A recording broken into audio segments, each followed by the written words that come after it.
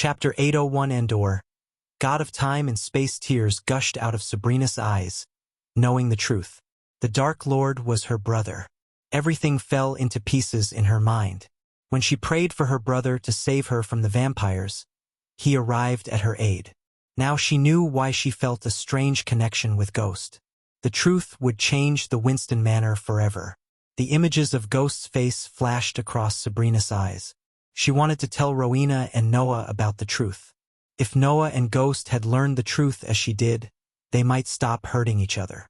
Sabrina now had the power to bring peace between the Guardians and the Dark Lord.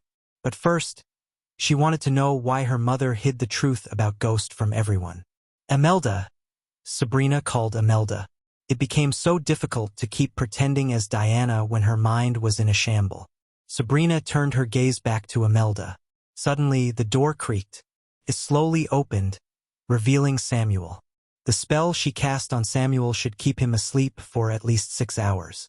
Yet Samuel somehow managed to wake up and reach the room. Moreover, Sabrina wondered what he was doing here. Sabrina's words stuck in her throat when she noticed the strange glow in Samuel's eyes. The pair of eyes glimmered like diamonds. It wasn't the same man Sabrina had seen upstairs. He walked with a certain grace. At that moment, he radiated a kingly aura as he walked toward them. Samuel? Imelda raised her mud, wordlessly asking for a refill from the butler. However, Sabrina didn't think the man before them was their butler. He seemed different. But before Sabrina could question the man, an energy pulse shot out of Samuel's eyes and knocked out Sabrina and Imelda cold. The two ladies were lying flat on the bed. With a flick of his wrist, Samuel closed the door. Without wasting any time, Samuel moved their unconscious body to the floor and put them next to each other. He then squatted beside them. Silence fell over the room. The cheerful laughter and songs sung by the servants barely reached the closed room. "The drunk always spills the beans," Samuel sighed, as Sabrina sensed it wasn't Samuel in the room. On the contrary, Samuel was possessed by Andreas' sliver of soul. The last time he took over Samuel's body, Andreas wiped off the memories of Ethan, Imelda, and Sabrina. This wasn't the first time Sabrina had learned the truth about Diana's real identity and her connection to Ghost. Previously, Ethan told Sabrina about Diana's real identity when she returned from the Shadow Realm. If it wasn't for him, Sabrina would have told her entire family about Ghost and his connection to the Winston family. Andreas couldn't let that happen because he cared about Noah and his family more than anything. Revealing the truth about Ghost being Noah's brother would bring nothing but destruction upon the Winston family. Only the death of the Dark Lord could ensure the Winston family's safety from the Sky Hall. But killing him was not an easy task. Only Noah could take the Dark Lord's life. A mere moment of hesitation to kill the Dark Lord would bring calamity upon the world. If the Dark Lord managed to kill Noah, there would be no one to stop him. At that time, the world would turn into the Dark Realm, which Lady Chinjo desperately wanted the Great Eight Clans and the Sky Hall to stop. All of her sacrifices and struggles would be meaningless if Noah failed to fulfill his destiny. The fate of the entire world was resting upon Noah's shoulders. Hence, the last thing Andreas wanted was Sabrina to change his mind about taking the Dark Lord's life. Andreas gently placed one hand on Sabrina's forehead while the other on Imelda's. His hands glowed, radiating a gentle white light from within. The light enabled Andreas to access both of their memories of the last hour. Every time Andreas used the spell, it cost him a bit of his soul. But it had to be done. Andreas didn't think the Dark Lord would spare the Winstons if he knew the truth. Knowing Noah, Andreas was sure Noah would drop his guard against the Dark Lord in case he learned that the Dark Lord was his twin brother. "Expelliarmus," mumbled Andreas, wiping off Sabrina and Imelda's memories of the last hour. Gradually, the light in Samuel's hands dimmed out. Then, he left the room as if nothing had happened, leaving Sabrina and Imelda behind. They would have zero memories of what had happened once they woke up. Knowing the secret of the Winston family was safe, Andreas could rest easy. Being stripped away of their memories, Sabrina and Imelda slept on the ground peacefully. Read chapter 587 to refresh your memories. Meanwhile, somewhere else in a pocket dimension, A lone castle stood gracefully under a starry sky. Trapped between inviting lush green hills and intimidating jet-black, snow-capped mountains lay the castle. The castle resided peacefully at the top of a hilltop, not making a sound. No one knew why it was there or who built it, but indeed it was something quite unique. As the sparkling blue light beamed upon the golden walls of the castle, it revealed the splendor and majesty of the castle. The starry sky revealed the ceramic pavements, the golden statues, and the most beautifully engineered towers that touched the clouds. If one were to look at it from a neighboring hill station, the castle size itself could be convincing enough of that of a city, covering hundreds of hectares of verdant land. The view was simply breathtaking. Cyan blue lakes fainting the thousands of trees lined up against one another, tainting the land with various shades of blue, red, and whatnot. As much as the golden castle looked grandeur, it was also quite intimidating. Its hundreds of foot-high walls and glistening ruins and arrays were enough to scare the most daring of enemies away. Only one being was living inside the castle, a god. Not only in the castle but even in the entire dimension, he was the only living being. He had been in the castle for thousands of years. The inside of the castle was just as grandeur as the outside. Bulky braziers hung from each of the 12 obsidian columns. These columns lit up the lower levels of the throne hall and allowed shadows to play and dance where light could not reach. The illustrations of a golden-haired man on the rounded ceiling danced in the flickering light while sculptures resembling the man looked down upon the maple floor of this grand hall. A viridian rug ran in a circle around the hall, with 2 paths at the throne and the main entrance, while ribbon banners with adorned embroideries covered parts of the walls. Draperies edged massive, tinted glass windows colored the same viridian as the banners. The curtains had been adorned with gold leaves and embellished borders. In the middle of the throne hall, on an elevated platform, sat a radiant throne made of sapphire and gold overlooking the statues resembling the man sitting on the throne. The man had silver frizzy hair tied in a ponytail, revealing a fresh, gloomy face. Glittering hazel eyes sat narrowly within their sockets, watching wearily over the empty throne hall. Freckles were spread charmingly around his nose and cheekbones. A sword left a mark reaching from just under the right eyebrow, first running towards his small lips and ending above his right eye. This scar kept him awake for thousands of years.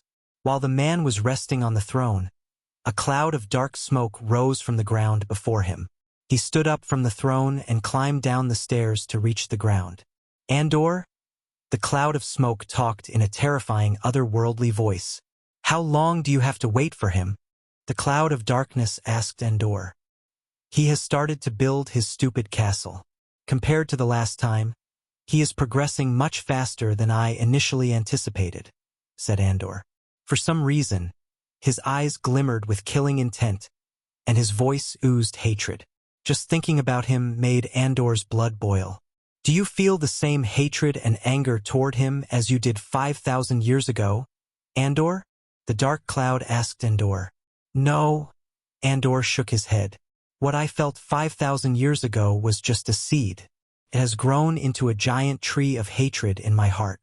I want his blood more than I want a way out of this pathetic mortal realm." "Patience is a virtue, Andor. As the god of space and time, you should know this more than anyone," said the dark cloud. "I have all the time in the world." "He made sure of that," Andor snarled. "That was his mistake. Now you know everything he would do before he does." A devilish grin emerged on Andor's face. "He forgot who controls the time. Soon he would pay the price for it." Andor chuckled devilishly. Every fiber in his goldy body was filled with hatred toward his fellow god, the god of darkness. How could Michael have reset the time without meddling with the god of time and space? Their battle shook the universe itself and created tears in reality. The god of darkness proved to be the most powerful of the two. As a result, he successfully reset the time using Andor's blood.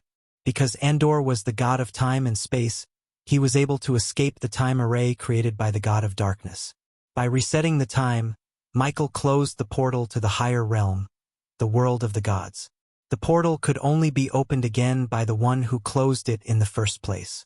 But to do that, Andor had to wait for the God of Darkness to get stronger. Certain things must happen to the God of Darkness in his life.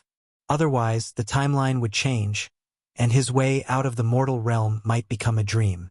That was the main reason why the Skyhall didn't send their entire army to destroy Michael in the first place. Because the Skyhall was controlled by none other than Andor himself. Chapter 802 The Realm of Gods. Eventually, the cloud of darkness faded out of existence, leaving Andor alone in the giant castle.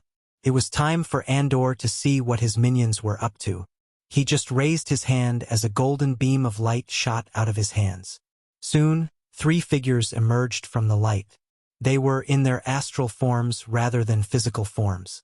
The moment they came into existence, they fell to their knees. Heavenly Lord Andor. They greeted him with utmost respect and reverence. They didn't even raise their heads to look him in the eyes. These 3 were none other than the 3 elders who planned to enslave Noah, Devdan, Thorfinn, and the lady in white, Irael. Through these 3, Andor controlled the entire Skyhall. They served him wholeheartedly in the hope of becoming gods one day. Once the Dark Lord could open the portal to higher realms, they planned to ascend with Andor. "What are you 3 idiots doing nowadays?" asked Andor. He didn't bother to hide his disgust toward the mortals. The mortals were pretty disgusting in his eyes. In his mind, the mortals were a disease to the world. If he cared about the world, even for a bit, he would have cleansed the world of the mortals. Unfortunately, not all the gods shared the same thought about the mortals. In the higher realm, some gods loved the mortals, some hated them, and the majority of them couldn't care less about the mortals. Thanks to the Dark Lord, no god could descend from the higher realm to the mortal realm, and Andor was stuck in the mortal realm for thousands of years. Guiding Noah Winston in his path to be stronger, Heavenly Lord, Devdan answered Andor despite how he was getting treated by Andor. "What's the God of Light up to?" asked Andor. As the god who wields power to kill his opposite, Andor rooted for Noah. Simply put, Noah was like a friend to Andor as the enemy of his enemy was his friend. "He is on his way to his home, Heavenly Lord," said the dwarf Thorfinn. "What?" Andor's calm voice turned menacing. He creased his sword-like brows. "Shouldn't he be searching for the arrows?" asked Andor. Although killing a god was not an easy task, it was not impossible. There were some ancient texts in the higher realm which mentioned killing a god and its effects. But Andor had no idea how a mortal like Chinjo managed to get a piece of this ancient text and managed to forge these god-killing arrows. Even in the higher realm, Andor had never seen a god die for eons. Only some scripts mentioned some rogue gods and the war between the gods. As for the consequences of a god's death, nothing was mentioned in any texts. If only Andor was at his peak power, he would have found Chinjo with a snap of his fingers. After all, he was the god of time and space. Unfortunately, he was still recovering from the last battle with the Dark Lord. He was fortunate the Dark Queen was there to save him from the Dark Lord. "This Dark Queen is not Gaia." The trio stayed silent. Their bodies trembled, sensing the overwhelming power radiating from Andor. Although he was not at his peak power, he could still kill the trio before they could blink an eye. But he needed them more than he liked to admit. As the god of time and space, Andor knew better than anyone of the consequences of altering the events in the timeline. Any simple change could result in a catastrophic change in the future. Hence, Andor had to approach the situation with extreme caution. For a moment, Andor picked his brain in complete silence. Finally, Andor came up with an idea to nudge Noah in the right direction. It was not changing the events per se, but speeding things up a bit. "Send an assassin to the Winston Manor. Take a shot at one of Noah's loved ones, but do not kill them. Just let your clone in the family take care of the assassin," said Andor. "Let the Dark Lord take the fall. It should be enough to light the flame in Noah's heart." By injuring someone from Noah's family, Andor was not completely altering the timeline but nudging Noah in the right direction. In this situation, the right direction would let Noah battle the Dark Lord. Andor wanted the god of darkness to die, but to ascend to the higher realm, he just needed one god to die. It might even be Noah.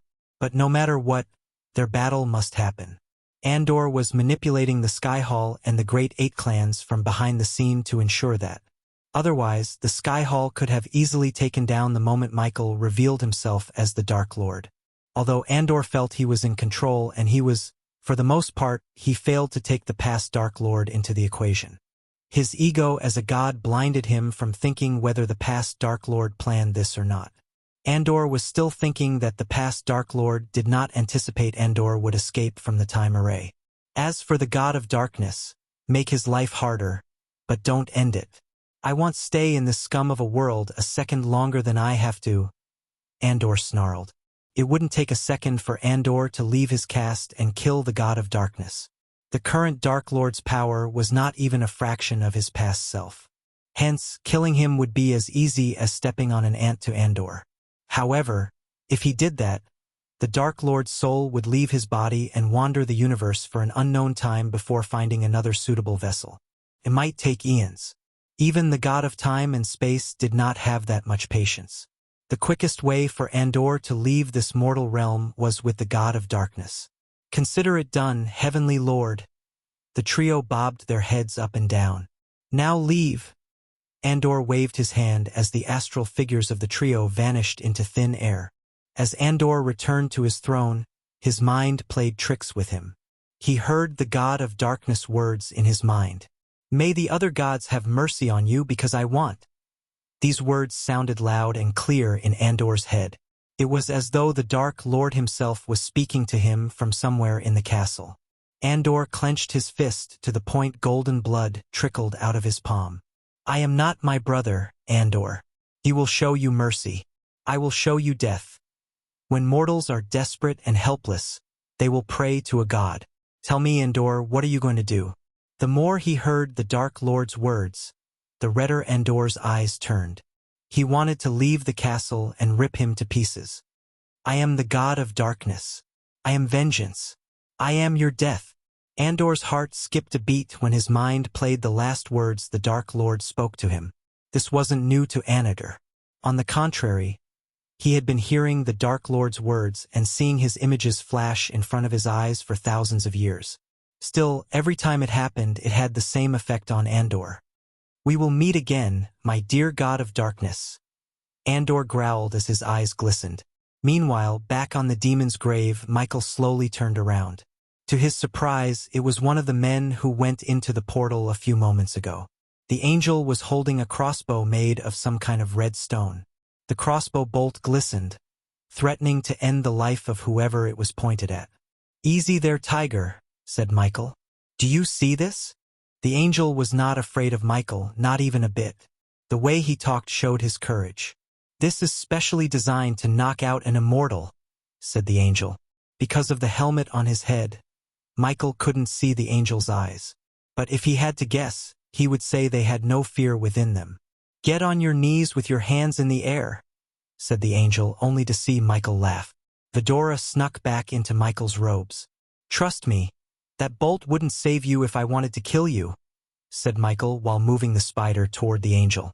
It was slowly crawling on his armor. The angel had no idea. Michael was just buying time until the spider could reach an exposed area in his armor and send its venom into the angel's bloodstream. Spider was just one way of dealing with the angel. If Michael wanted, he could kill him with his dead beams in a blink of an eye. The angel was not even strong as he was just at the fusion stage. You have 3 seconds, the angel warned Michael. But you only have 2 seconds, said Michael as the angel's eyes went wide. His muscles tensed. Soon, the angel collapsed to the ground, unconscious.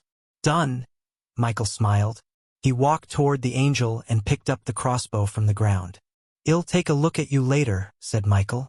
The crossbow vanished into thin air as Michael turned his gaze back to the angel on the ground. Let's get out of here first, said Kane. Lingering around in this place was not a safe option. Michael knew that. He waved his hand as the casket slid toward him. HJRM, Michael growled, picking up the casket from the ground. He carried the casket on one shoulder and lifted the angel by his chest plate. Then, Michael dashed into the forest using the lightning dash. Michael just hoped the other angels wouldn't track him down until he could get information from the angel. Flying away would have been much easier if it wasn't for the strange and powerful gravity. Eventually, Michael put several miles of distance between the digging site and him. From where he was standing, he saw nothing but ancient trees. The place was enveloped in complete darkness. After putting down the casket and the angel down, Michael stretched his arms. "What are you hiding inside?" Michael asked, looking at the casket on the ground. He didn't waste any more time. Instead, he grabbed the casket on its edge and pried it open with brute strength. "What the fuck?" Michael was stunned by the thing inside. Chapter 803. Return of an old enemy. When Michael opened the casket, he saw a demon skeleton lying on a black cloth. Suddenly, something lit up within the demon's empty eye sockets. It lunged at Michael at lightning speed. Thanks to his cat-like reflex, he raised his hand, bringing out the black shield to block the demon's fist. The demon's hand cracked upon hitting the black shield. Without giving any time for the demon to retaliate, Michael grabbed the demon by its neck and forced it down instead of attacking it. He then quickly shut the casket on the demon. The demon banged and growled from within. Several seconds passed as Michael noticed some runes started to radiate a pale blue light in the casket. Following the runes, the demon inside calmed down. It finally stopped banging against the casket and returned to its eternal slumber. "So all those caskets have demons inside?" asked Iag from within Michael's robes. Michael did not answer. Instead, he turned his gaze toward the unconscious angel. A pale light shot out from Michael and scanned the angel on the ground. Just after the light faded away, Michael approached the angel. He picked him up by his neck and slammed him against a tree nearby. The force substituted the need for water to wake up the angel. Michael grabbed the angel's helmet and pulled it upwards, revealing the face of a golden-haired elf. The elf stared back at Michael with no emotions. One would expect the angel to be scared shitless, yet Michael saw no signs of fear in the angel's eyes. He doubted the angel was oblivious to the fact he was the Dark Lord. The entire world knew his face. Either the angel was really courageous, or he didn't know Michael's identity. There were other explanations. "You shouldn't be here," said the angel. If I were you, I would worry about yourself," Iag said as they leaped on top of Michael's shoulder. A three-headed hydra. Finally, Vidora brought a sliver of a surprise to the elf's expressionless face. "Erase the deal. I am going to ask you some questions. Satisfy me with your answers, and I will let you live. Does that sound good to you?" asked Michael, only to see the elf snicker. "Humph. You are going to kill me either way. It's in your eyes. But I will answer your questions." Both Michael and Vidora were surprised by the angel's answer. "That makes my life much easier. Let's begin with who you are and whom you serve." "It doesn't matter who I am when I serve the Almighty," said the angel. His voice oozed pride and arrogance. "And who is that?" asked Michael. "Skyhall." Michael clenched his fist as a sudden urge to snap the angel's neck emerged in his heart. But he controlled himself. Michael used to think the Guardians were the big bad guy in his life until he met Eladir. Only then did he realize the real puppeteer was none other than the Skyhall, the most powerful clan in the entire world. Even before he was born, they slaughtered millions and eradicated the Order of Death with the help of Andreas. "Soon, my fellow angels will bring you the wrath of Holy Skyhall and smite you to oblivion," the angel threatened Michael. Vidora saw Michael bruising into laughter. "Angels, wrath, smiting me to oblivion. Geez, you guys really think you're from the God's land, don't you?" Michael's devilish laughter echoed through the forest. "Lucky for you, angel. You are staring right at a god in the flesh," said Sarba. "I know who you are the moment I laid my eyes on you," said the angel. Now Michael really felt bad about his reputation. He was the Dark Lord. Low-level soldiers like this angel should be afraid of him. Yet somehow this angel showed no signs of fear. Of course, Michael could bring a whole new world of fear within the angel if he used the fear toxin. "The world has changed, Dark Lord. You are not the highest priority of Skyhall. How do I put this nicely? You are a cog in the machine, just a big one but not the biggest. I am offended." Michael shook his head disappointedly. "I thought you idiots were hunting him, the Dark Lord. Instead, you're grave robbing." "Why?" asked Iag, turning the angel's gaze away from Michael. An angel's duty is to get the order done, not to question it. In other words, you don't know. That's a shame, Sarba sighed. They are building an army. Why else do they need the undead and now the demons? The question is, are they planning to wage war against us or someone else? Said Cain. When Michael looked at the elf, he didn't seem to know the answer. As he said, the angel was just a soldier. Michael doubted that even if he interrogated the entire angel unit, they would know something about the harvesting of demons and the undead. Who's giving you these orders? Asked Michael. It would be better if I showed you, the angel smiled. Soon, Vidora heard the trees rustle around them. The dried leaves and twigs broke under heavy footsteps. Michael let go of the angel as a strange light fought off the darkness around them. As Michael expected, 5 angels came out of the dark woods and stepped into the light. A hovering ball of light lit the place, revealing the glistening runes in their armor. They all spread their metal angel's wings and took out their golden spears to end Michael's life. Even the angel Michael interrogated quickly dashed away and joined his fellow angels. Pulch! To Msihil's shock, an angel stabbed the elf right through his chest with the golden spear. The elf coughed up blood as the angel lifted his body into the air. You are tainted by evil. Begone and find the pure light in the next life. The angel talked in a strange, otherworldly voice that was capable of tearing a man's eardrum. The high-pitched voice even hurt Sabra's ears. Soon, the elf's body turned into nothing but millions of specks of light. These golden lights shone in the air like fireflies. Gradually, they faded out of existence. Michael was stunned by this act of the angel. I thought the angels were merciful, said Michael. He slowly walked to the center of the light while the angels surrounded him. Despite their weak soul-refining stage cultivation, they dared to raise their spears against Michael. These angels certainly have a death wish. Even the system ridiculed the angels. Michael cracked his neck. The angels thought they caught him off guard. However, Michael knew the elf had a rune engraved on him, which emitted some kind of signal to the other angels. Simply put, Michael wanted these angels to find him. Not that Michael wanted to capture these angels and interrogate, but to kill them. In his eyes, they looked like sacks of experience points. But what surprised him was how courageous these angels were. Any other soul refiner would have trembled to the core in front of an immortal. Yet these angels were fearless. 5 angels. Michael slowly looked around. The angels were poised to attack him any second. Suddenly, the orb of light hovering above the angels exploded into bits. Darkness returned to the place. The Angie's eyes glimmered like diamonds in the darkness. They all dashed to the center where Michael was standing. Ding! The sound of metal clashing reverberated through the forest. Unlike the angels were expecting, they hit nothing. Arg! An angel growled. Michael grabbed an angel by his wings and ripped them off with his bare hand. His dark beams shot out of his eyes, ending the struggling angel's life altogether. He dropped the dead angel. Ding! Congratulations to the host for killing a soul-refining stage level 6 angel. The reward is 300,000 experience points and 6,000 badass points. Ding! Congratulations to the host for successfully being a badass. The reward is 7,000 badass points. Before even the other angels could hear the sound of his body hitting the ground, lightning flashed across the dark forest. In the light that lasted for a moment, the angels saw the bloodied metal wings on the ground. Then another angel groaned. Ding!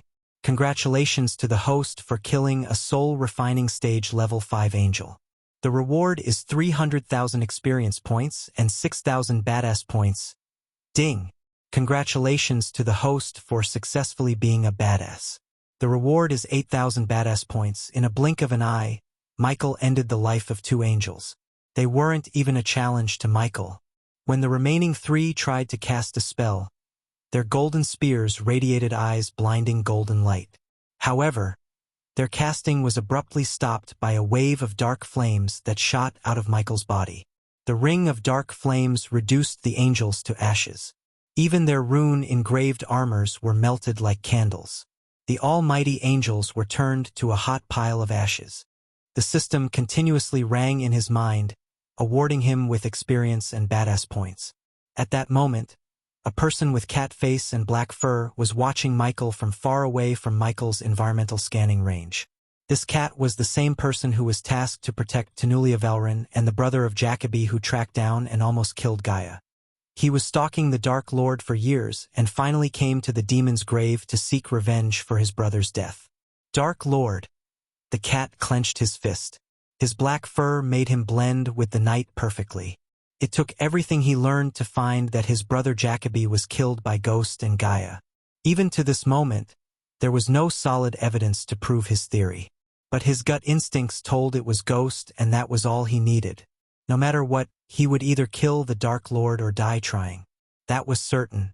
From afar, he saw the Dark Lord teleport the casket to somewhere else. Afterward, the Dark Lord dashed into the forest, disappearing from his sight.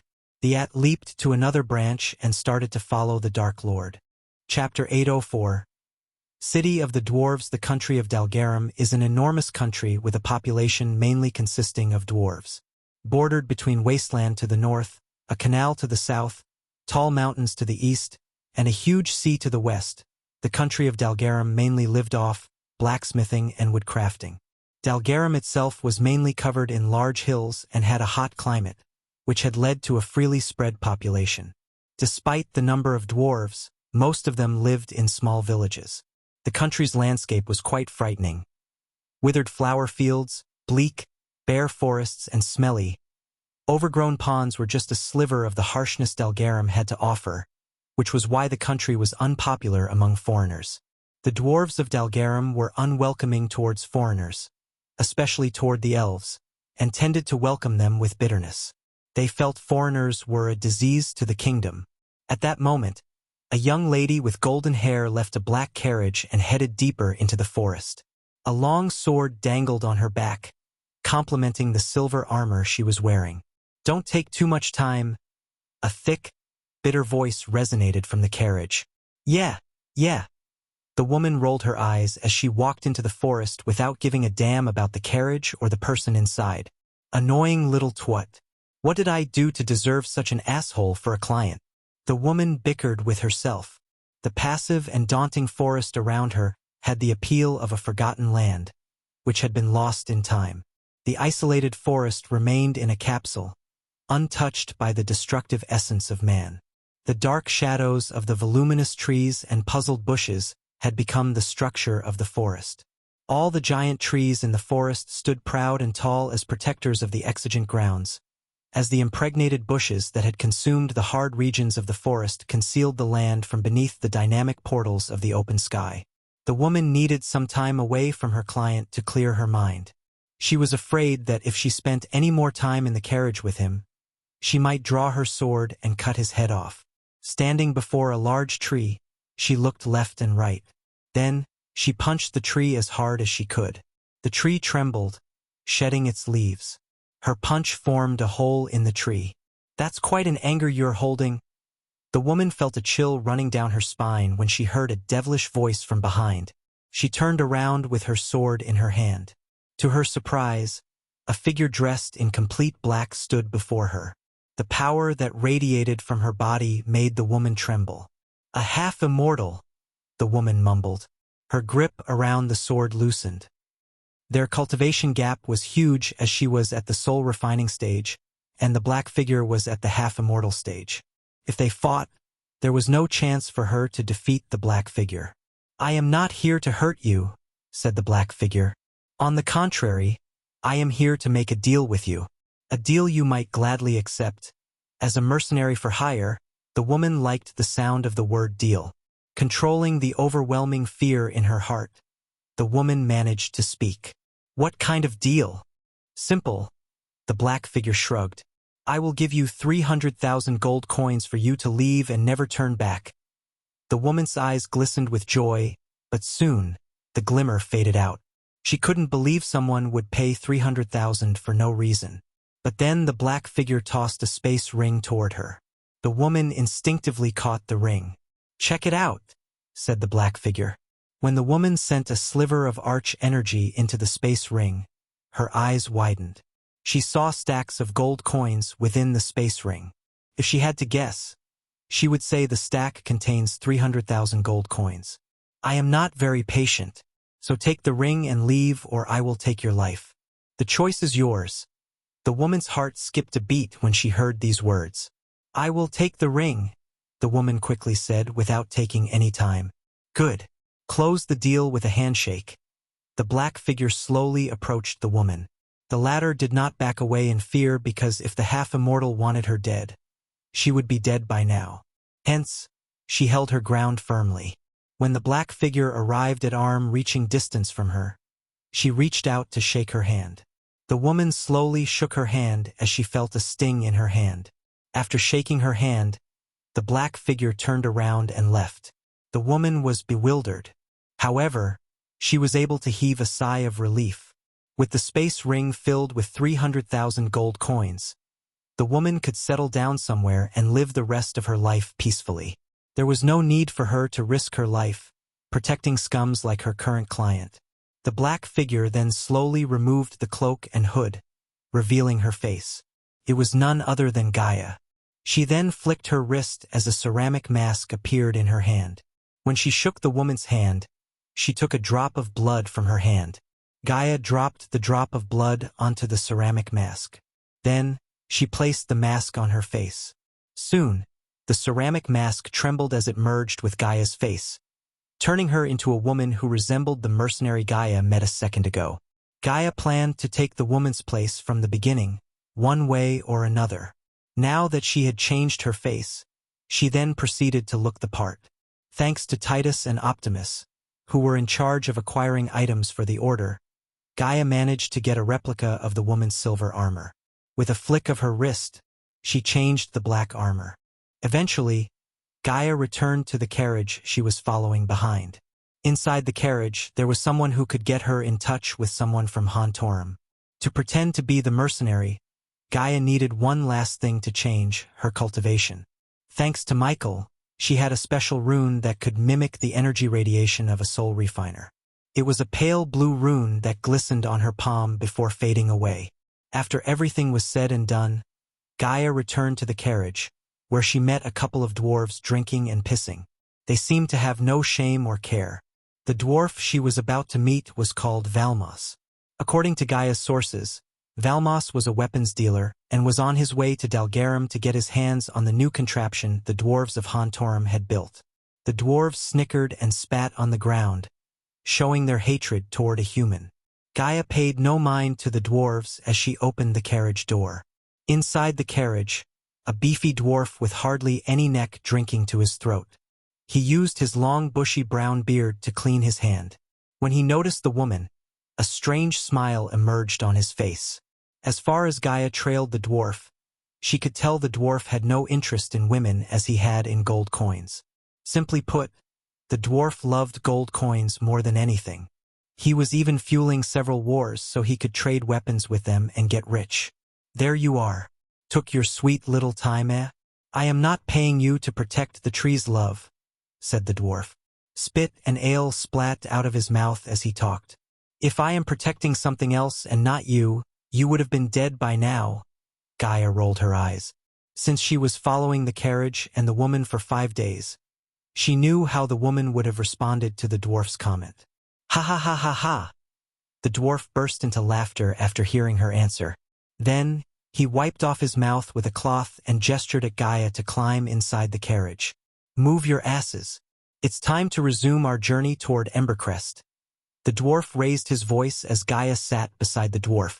The carriage slowly moved. Gaia took out the silver sword resembling the woman's and sharpened it in the carriage. Looking at the shiny blade, the dwarf kept his distance from Gaia. Their journey was uneventful as no one targeted the dwarf. Eventually, they arrived at the city of Embercrest. The city of Embercrest was built at the base of a mighty mountain and was truly a true modern curiosity. Its appearance was matched by the backdrop of majestic mountains, which have helped shape the city into what it is today. The riches these mountains and the mines in these mountains brought were of great importance. Still, they were also influential when it came to architectural designs, as the vast majority of buildings had been built alongside the mountains and often incorporated many different ores from the mines. The skyline was packed with unique buildings, and a lot of them seemed to have evolved throughout the ages. Daily life wasn't too stressful in Embercrest despite the lack of powerful cultivators. The dwarves substituted the cultivators with contraptions and engineering marvels. As Gaia looked through the window, she noticed the dwarves carrying rocks in a bag on their backs. These dwarves were heading for the city from one of the mines. Since the pavement was paved with stones, their ride was smooth and bumpless. Stone walls surrounded the entire city. In the distance, she saw some giant gears rotating under the waterfall. She read and heard that the dwarves produce lightning energy to power up the city instead of runes and orbs like the rest of the world. Something told her these gears, and the waterfall played a big part in the power generation. I love the smell of Embercrest. Home sweet home, the dwarf laughed. The further they traveled, the more dwarves Gaia saw on the street. Finally, they reached the city gates. To her surprise, she saw a carriage with the symbol of Guardian Guild engraved in, went past them into the city. Chapter 805. Thieving Dwarves and a Weapons Dealer. Valmas, the weapon-dealing dwarf, had 5 bodyguards. 3 dwarves and 2 humans. All of them were at the soul refining stage. In dwarven nations, soul refining stage warriors were like gods. The strongest dwarven warrior in all dwarven kingdoms was at soul refining stage level 5, and he served under Drogon, the dwarf king. Furthermore, Valmas had a secret hideout that even his bodyguards had no idea of. He would use a teleportation scroll to get in and out. Hence, why he survived for so long despite being one of the most wanted dwarfs and a weapons dealer. The streets of Embercrest were bustling with dwarves, with the air smelling like freshly brewed ale and piss. Everywhere Gaia turned, she saw the dwarves in clusters, drinking and laughing like it's none of anyone's business. Contrary to the elves, the dwarves seemed simple and honest. The dwarves were hot-headed and honest folks compared to the elves, who were always scheming and using curses for hunting down their enemies. But that didn't mean all the elves were bad and all the dwarves were good. Both sides had bad apples, really bad apples. As Gaia was following behind Voms while keeping him close like a good bodyguard should, she noticed a couple of people following them. Even in the crowd, Gaia was skilled enough to spot her followers. Did I say how much I love the smell of the air? Feels like home. Now, who should I kill to get some freshly brewed Embercrest ale? Valmas joined the dwarves in laughing out loud. Hold your horses, Valmas. We've been followed. Gaia's words immediately stopped Valmas' laughter. She felt good ruining his jolly mood. The 3 dwarven bodyguards looked dumb, while the other human man with rune-engraved bow and arrows looked vigilantly around him. Don't look back, Gaia warned the others. Are they stronger than you dimwits? Asked Valmas. It'd be better if we find your room soon, said Gaia. It's just around the corner. The place is called the Drunken Whore? Fucking hell. Gaia rolled her eyes as they turned around the corner to see a dazzling place totally opposite to its name. The place glistened with neon light and toe-tapping music. Although it was daytime, the dark rainy clouds gave enough darkness for the neon lights to really shimmer. Countless dwarves stood in neat lines to get inside with their dates.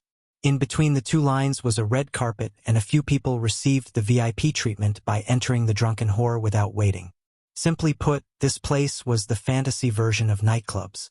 Apparently, Valmas seemed to have the VIP card. He flicked his wrist as a golden plate appeared in his hand. But he stopped before getting closer to the place. Where are you coming, darling? Valams turned around and asked Gaia. Inside. She tilted her head. Nope. You are going to deal with those assholes who've been following us, or do you say? I want their heads. Valmas' eyes glistened with killing intent. What are you waiting for?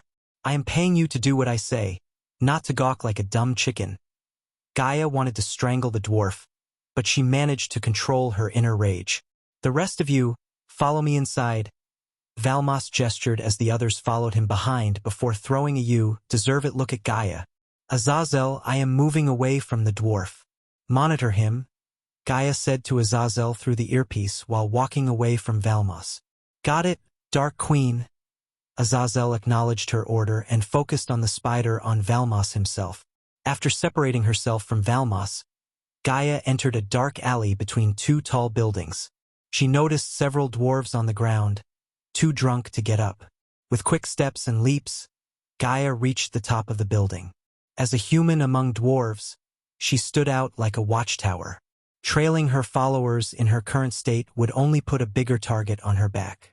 That was the reason she chose to get on top of the building. Regardless of the size of the dwarves, their buildings were surprisingly tall and unguarded. Thanks to the buildings being in a cluster, she leaped from one building to another. Eventually, she spotted the dwarves who had followed her earlier. The dwarves were gathered in a group and gawking at the drunken whore from a safe distance. Poor souls failed to notice Gaia straight on top of them, watching them like a hawk. How do we get inside? I, for one, cannot stay in the line. No shit. By the time we get inside, he would disappear like he always does. Gaia saw 5 dwarves conspiring against Valmos. Yet she didn't know the reason. To be honest, these dwarves seemed harmless to her. The one who looked like the leader had straps of white in his long bushy beard, and he was the strongest among them, a core formation level 3 warrior. Even if the entire group went against Valams, they would stand a chance against a single bodyguard, let alone all of them. We cannot let him sell the blueprints. Once they get out, who knows how many people will die. The leader dwarf stuttered. Judging by their looks and words, Gaia thought these dwarves were innocent and almost formulated a lie to tell Valmos about their bodies. However, her thoughts were shattered by what they said next. Who cares? We aren't here to save people. We are here to get our money. I almost died snatching those plans. If anything, I should have gotten a bigger cut. Don't be ridiculous. I was the one who found the location of his workshop, said another dwarf. Stop following around, you morons. None of us got paid, not a single coin.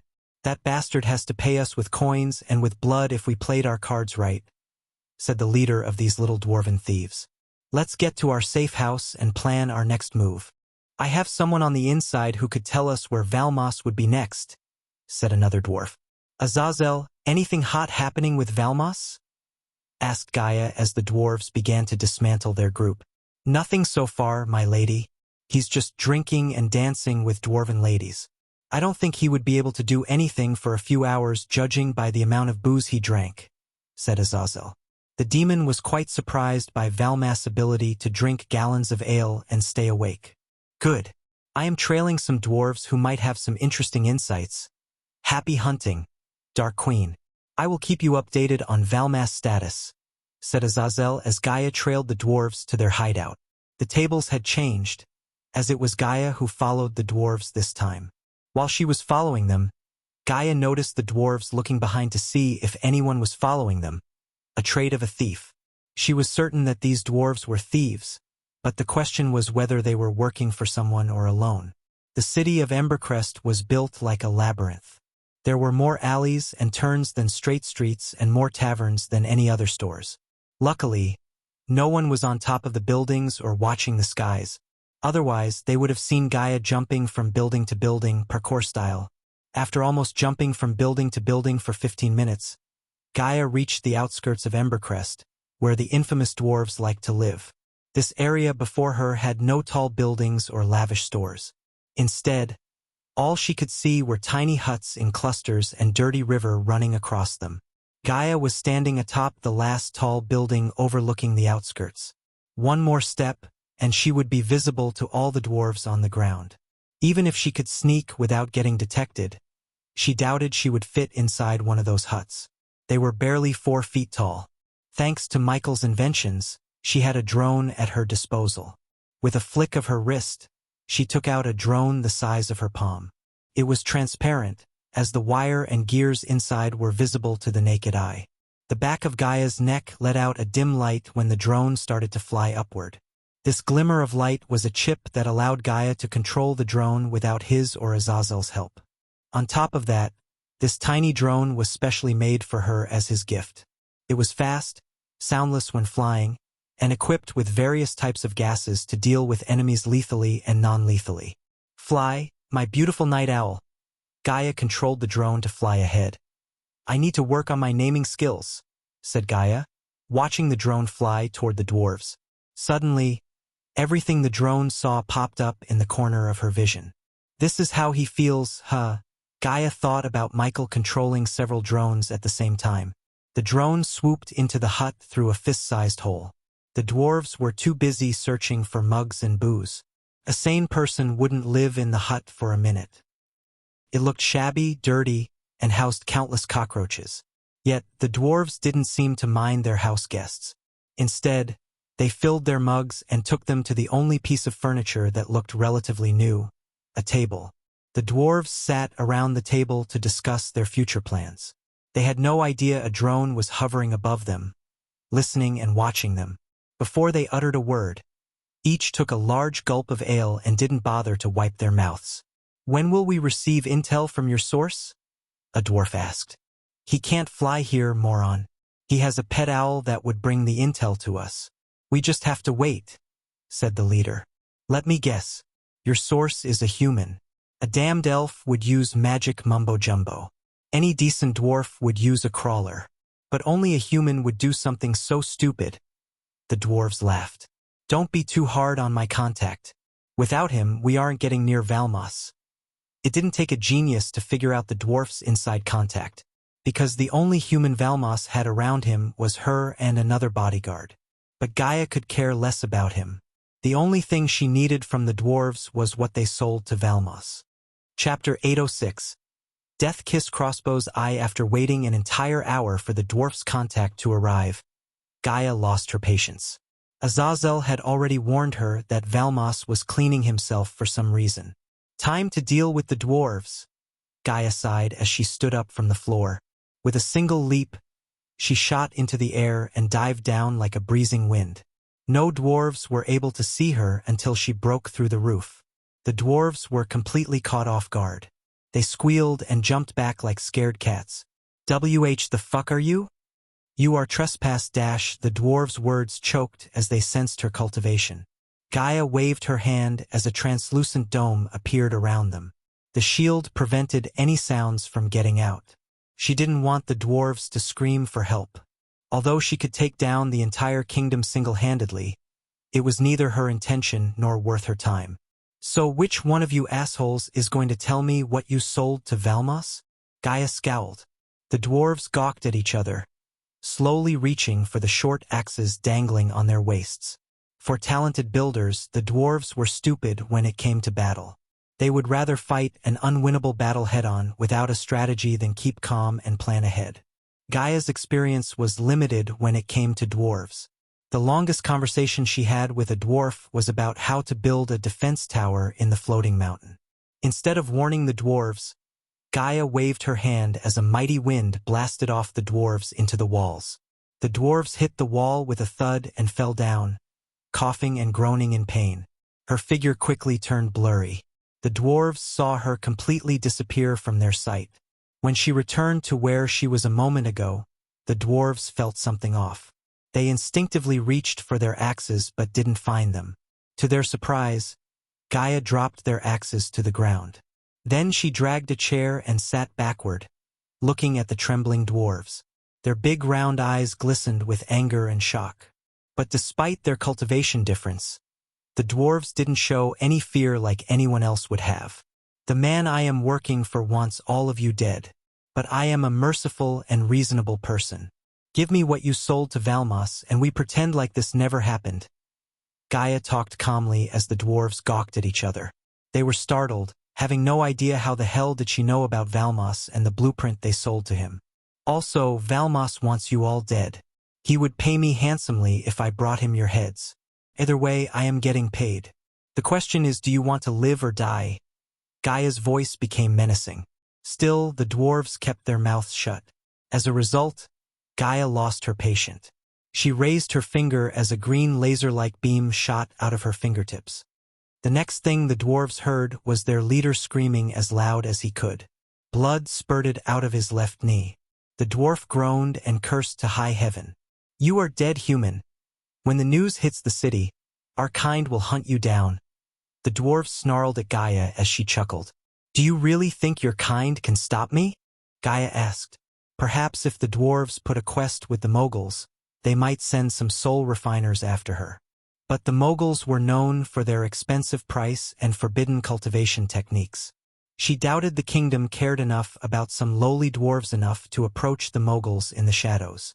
Unless you want me to target something you treasure, I suggest you give me what I want.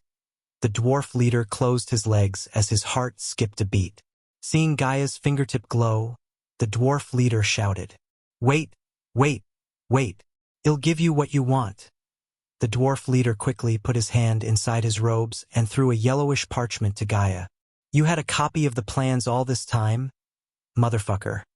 His dwarven buddies were not at all happy about the leader keeping a copy of the plan. If they knew this, they could have tried to sell the plan to someone else rather than wasting their time trailing Valmos. While the dwarves were bickering back and forth, Gaia opened the parchment to see a blueprint of some kind of crossbow. "I have to say, I am disappointed," Gaia sighed. When she heard the dwarves being so secretive, she thought they sold something powerful to Valmos. But instead, it was a blueprint of a crossbow. "I can't believe I wasted my time on this." She shook her head disappointedly before putting the blueprint into her space ring. Blueprints and new types of weapons were Michael's thing. Who knows, he might take a weird interest in the thing. After putting the blueprint into her space ring, she stood up from the chair and turned around. She debated with herself whether to kill the dwarves or leave them alive. Honestly, Gaia had no reason to kill them. She could always spin a lie to Valmos about what happened to the dwarves. After a bit of thinking, she decided to leave the dumb dwarves alone. "I'll be in the city for a while, so I don't want to see your faces ever again here. Get out." Gaia's voice turned demonic. Her words rang inside their heads until their vision turned blurry. But when she took a step forward to leave the hut, the dwarves made the biggest mistakes of their lives. One daring dwarf threw a pebble at Gaia. It hit her in the head, halting her steps. The dwarves only realized the graveness of their mistake when she turned around with her eyes glimmering with killing intent. At that moment, they knew they fucked it up. Gaia grabbed the chair she was sitting on and dragged it toward the dwarves. While the leader dwarf was screaming in pain, the others frantically looked for something that could be used to fight her. Their minds were blank as they didn't even think about using spells. Not that they had powerful spells in their arsenal. All their spells were more focused on picking locks, finding valuables, and running away. The drunken whore was just as lively inside as it was on the outside. With neon lights, smoke effects, and dancing dwarves, the place was lit with liveliness. Almost everyone inside was dancing to their heart. Valmos was exhausted after dancing and drinking for an hour without a break. He sat in one of the booths built for VIPs. Purple curtains covered the booth and prevented anyone from outside from taking a look inside. Valmas bodyguards flanked the booth from the sides. A while later, Gaia returned to the place. The dwarven bodyguards stopped her in front of the booth. "Where is he? Let her inside, moron." Before Gaia could answer the dwarf, Valmos shouted from inside. She entered the booth, pushing aside the dwarf. When she entered the booth, she saw Valmos combing his hair and dusting off his beard. "Well?" Valmos looked at Gaia, wordlessly asking her about those who followed them. Gaia grabbed the pouch dangling on her waist and poured out its contents on the table before Valmos. The dwarf creased his brows. Some white things were covered in blood, and a handful of hair fell onto the table. "Is that tooth?" Valmos asked, pointing at a bloody white thing. It took him a few seconds to recognize them. He was no stranger to blood and gory, but even he felt a bit freaked out seeing Gaia pouring down teeth, hair, and pieces of flesh onto the table. Moreover, Valmos could see her bloody fist and blood drops on her face. "You asked me to bring their heads, but this is all I could find in their bodies after I was done with them." Gaia cracked her fists. After the dwarf hit her with the pebble, Gaia showed them hell on earth. She broke every bone in their bodies and almost killed them. When she was done with them, the dwarves wished for death. They became an outlet for her inner fury. Luckily for the dwarves, she didn't wish to kill them. Otherwise, she wouldn't have given them healing potions and thrown them out of the city herself. Since she was a pretty convincing liar, Valmos believed her without a doubt. Plus, he had more urgent things to worry about than some stupid dwarves. "You seem tense," said Gaia as Valmos sighed. That obvious, huh? I have an important meeting coming up. This deal can change my life forever. The dwarf put down the wooden comb beside all the teeth and hairballs.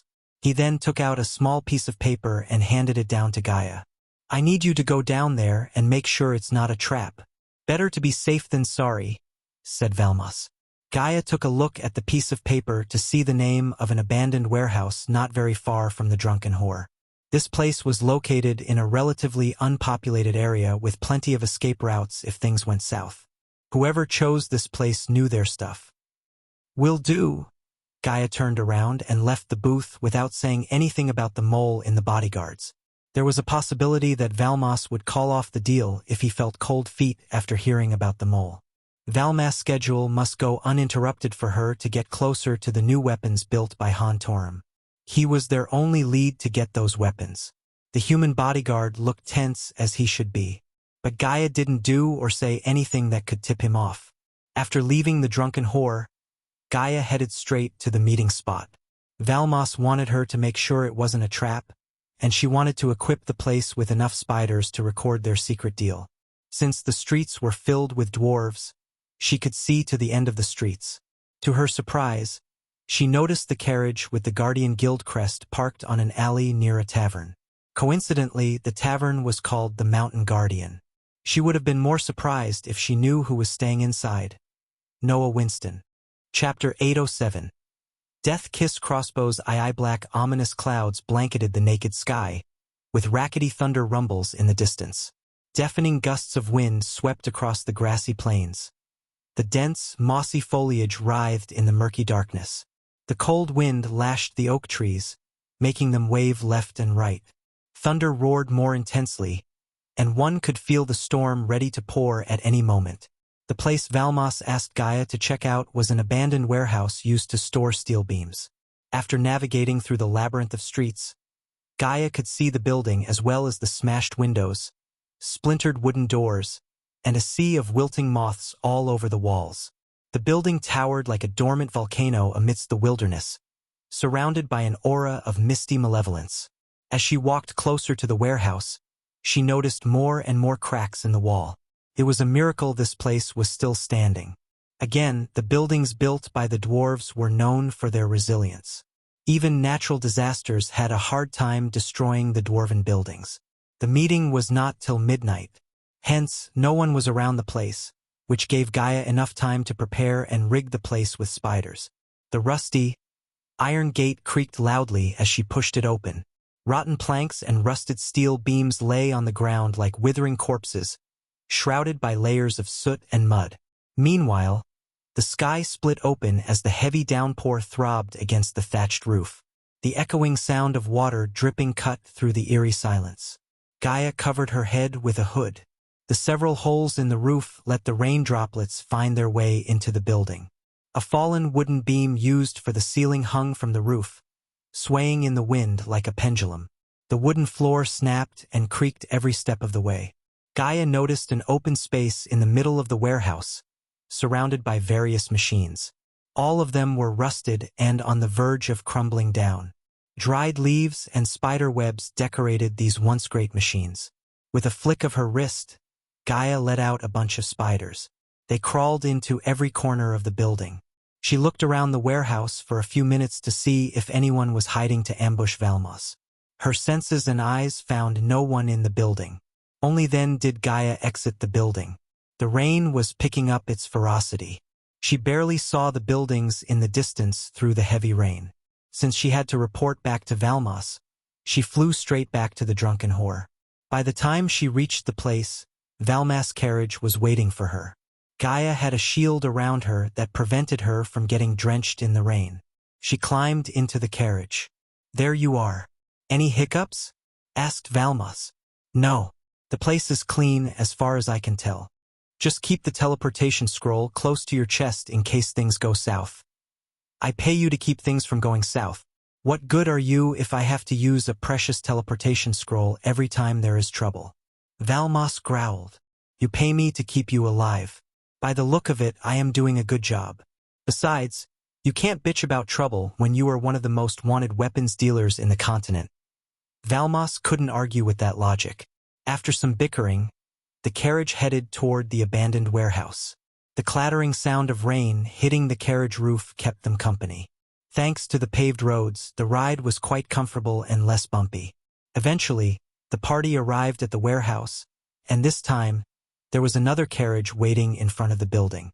"They are here," Valmos mumbled after stepping out of the carriage.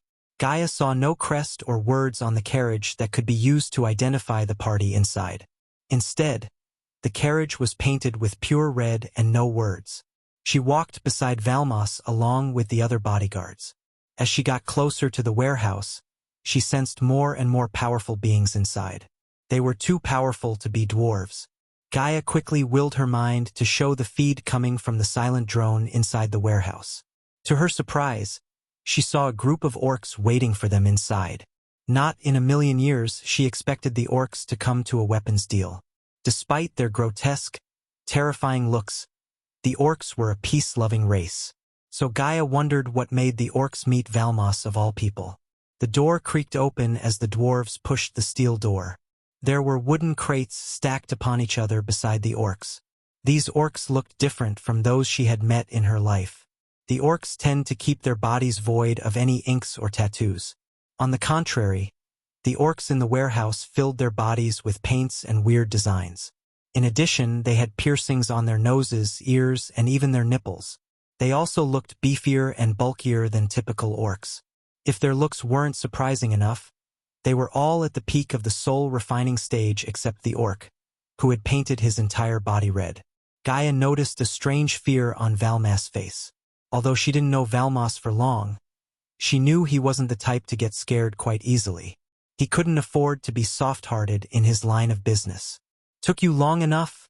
the red orc growled. He literally puffed out smoke from his nostrils like a dragon. It was quite strange and terrifying. Gaia hoped these weird orcs wouldn't find out her true cultivation level. Not that she was afraid of them, but she didn't want the deal to go sideways until she learned more about the weapons built by Han Torum. "My dear friends, I hope you had a pleasant journey to Embercrest." Valmos laughed with open arms. "Stop with the pleasantries, dwarf. Show me the weapons." The orc did not beat around the bush. He cut short Valmos' pleasantries and growled. "Straight to business, eh? I like it." Valmos shrugged off the orc's comment and gestured at them to follow him. The orcs followed Valmos to the wooden crates. When Valmos touched the crate, several runes and chakras glimmered on their surface. For a dwarf who hated elves to the core, he was using elven runes to protect the wooden crates. It didn't surprise Gaia. To a criminal like Valmos, his products and coins were more important than their race's beef with the elves. The wooden crate on top click opened, revealing a bunch of handheld crossbows on top of the hay. These crossbows looked precisely the same as the crossbow Gaia saw on the blueprint. Now she was curious about these tiny crossbows. Judging by the look of them, she couldn't help wondering what they were capable of. "As promised, I present you the Death Kiss crossbows. You can change the name however you want after buying them," said Valmos. 10,000 apiece. I have a total of hundreds of them made for you. As I said in the letter, the blueprint is sold separately. It will cost you 10 million. Before that, I need to see if the weapon does what you claim it would," said the orc. Valmos creased his brows. "I didn't bring any poor saps," said Valmos as a strange devilish grin emerged on the red orc's face. "Let me take care of that," said the orc. He then clapped his hands as the steel door opened once again. They all turned their gazes at the door to see two orcs dragging a few sacks through the muddy ground. The sacks moved and groaned. Each sack contained something alive, squirming inside. For some reason, Gaia had a bad feeling. The orcs picked up the sacks one by one and tossed them a few meters away from Valmos and the orcs. One of the orcs who stood behind the red orc went to the sacks and untied the top. What jumped out of the sacks was none other than the dwarves Gaia almost beaten to death. These stupid dwarves managed to get caught by the orcs. She explicitly made it clear to go through the forest and escape the kingdom. Valmos frowned, looking at the 5 dwarves. "They claim they stole the blueprint that you used to build these crossbows. Let's just say, I believe them," said the orc. What do you have to say for yourself, dwarf? The red orc asked with his eyes glimmering with murderous glee. They speak the truth, they stole the plans for me. I am a weapons dealer, not a weapons builder. They don't have the blueprint anymore. I possess the blueprint now, Valum said, throwing his hands in the air. The thieving dwarves were shocked to see Gaia. Fortunately, their mouths were tied with cloth. They are loose ends that need to be taken care of. The orc spoke in his thick, murderous voice. Then, the orc picked up a crossbow and placed it on Valmas' hands. Take care of them, said the orc before looking over his shoulder at the other orcs for some reason. One of the orcs nodded and went to the dwarves, who were on their knees. The orc murmured something under his breath as a golden shield appeared before each dwarf. Gaia's curiosity was piqued. She didn't worry about the dwarves exposing her identity because if things went south, she could always kill them all. But fortunately, Valmas had no idea the dwarves who followed them and the dwarves before him were the same. Otherwise, he would have been pissed at her for lying to him. Whoa! Valmas threw a fit. I don't get my hands dirty. That's why I have these morons. Valmas' gaze swept across the bodyguards. Let one of my underlings pull the trigger, said Valmas. I don't see any problem with that, said the orc. HRGMMMMM. HRRG. The thieving dwarves groaned, but no words escaped their mouths. Here, Valmas handed over the crossbow to Gaia. Then he looked at the orc as he nodded. Only then did Valmas take out a steel ball the size of a grape and give it to Gaia. Put that in here. Valmas pointed at the hole on top of the crossbow. When she brought the steel ball close to the hole, an invisible force pulled the steel ball inside. Kill them all, said Valmas as the thieving dwarves groaned louder. The fear for their lives flashed across their eyes. Gaia raised the crossbow, aiming at the dwarves. The crossbow was surprisingly lighter in weight, and she really wanted to know what it could do. Come on, pull the trigger, Valmas urged Gaia. Chapter 808. Invitation to Han Torum Auction Death Kiss Crossbow was a masterfully crafted crossbow with a rare sample of willow. Its string was made from deluxe wolf sinew. The wolf sinew was a fairly rare material around these parts of the world. The crossbow's limbs had been decorated with ebony details and ended in long points ornamented with delicate decorations. The stock was wrapped in dark leather and decorated with sigil decorations. In the hands of a master archer such as Gaia herself, this crossbow was capable of firing arrows up to 200 meters while still retaining lethal power. The appearance of the crossbow suggested master craftsmanship. Whoever built the crossbow had to be at least a 4-star blacksmith. Gay held the crossbow firmly in her hand as her index finger brushed the trigger. With a single pull of the trigger, Gaia could find out why the orcs were so interested in this crossbow. But pulling the trigger meant death for those stupid yet poor dwarves. She herself was curious to see what the crossbow was capable of. The dwarves cried, but no words escaped their mouths. They knew they were staring death in the face. At that moment, they regretted coming out of the forest to steal from Valmas. Greed for gold coins blinded them. As a result, they were about to lose their lives. In her defense, Gaia did warn the dwarves of the danger and gave them a chance to escape. Still, the dwarves managed to get caught. That wasn't her fault. Even if she didn't want to kill the dwarves, sparing them would ruin her disguise and make enemies out of these strange orcs. Despite the orcs' spooky looks, Gaia didn't intend to make enemies out of them. Instead, she wanted to learn more to see if she could recruit them into their army. Furthermore, sparing the dwarves might ruin her chance to learn more about the weapons built by Han Torum, which she couldn't allow to happen. Therefore, the dwarves had to die. Finally, Gaia pulled the trigger as the steel ball shot out of the crossbow and exploded midway into countless pellets. The crossbow surprisingly didn't have any recoil. Gaia didn't even feel like she fired a powerful steel ball until she saw the leader dwarf's head explode into a red mist. The blood splattered on the other dwarves as the air reeked of blood. The leader dwarf's headless body hit the ground with a sickening thud. Blood oozed out of his messed-up neck. Headshot! Valmas shouted excitedly. Everyone was surprised, but what surprised Gaia was how the pellets completely ignored the energy shield. Did you see that? A headshot could kill a core formation warrior despite any defense shields. As I said, Valmos explained, grinning from ear to ear. But not everyone is as good as my sexy bodyguard here. Valmos threw a sly grin at Gaia. He wasn't moving, the red orc growled. He wasn't as impressed as Valmos. The red orc was not wrong. Anyone with a little bit of skill could hit a stationary target from a 5-meter distance. Even a blind man had the chance for a headshot in that short distance. Hey, race another ball. Valmos threw another steel ball and gestured at Gaia to reload the crossbow. The orc threw a dubious look at the dwarf as he tapped the wooden crate. One crate contains all the ammunition you asked for. After reloading the crossbow, Gaia pointed it at another dwarf and pulled the trigger. She had already killed one, so it wasn't a big deal for her to end the others. One by one, the dwarves lost their heads. Blood sprayed out from their neck as the orcs looked satisfied. Eventually, the golden shield before the dwarves faded away. The crossbow hooked up Gaia. She didn't use a bit of energy, yet she killed 4 body-strengthening stages and 1 core formation warrior despite the energy shield. Now she realized why the orcs were interested in the crossbows. Although Gaia didn't believe these crossbows could do anything to anyone above core strengthening stage warriors, these crossbows could change the tide of war since most wars were fought by soldiers who were mainly at body-strengthening stage. When 2 powerful cultivators fought, the Guardian Guild would interfere to broker peace or one of the Great 8 clans. On the contrary, when 2 kingdoms went into war and thousands of soldiers fought, the Guardian Guild ensured the battle was fought in a controlled environment.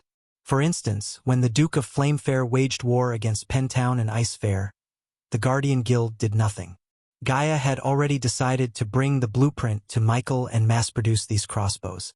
Knowing Michael and his talent for building powerful stuff, Gaia was confident he would make changes to the crossbow and build something extraordinary from the blueprint. After she killed all the dwarves, the red orc threw a silver ring at Valmos. The dwarf licked his lips, looking into the space ring. Wonderful! The dwarf clapped his hands together.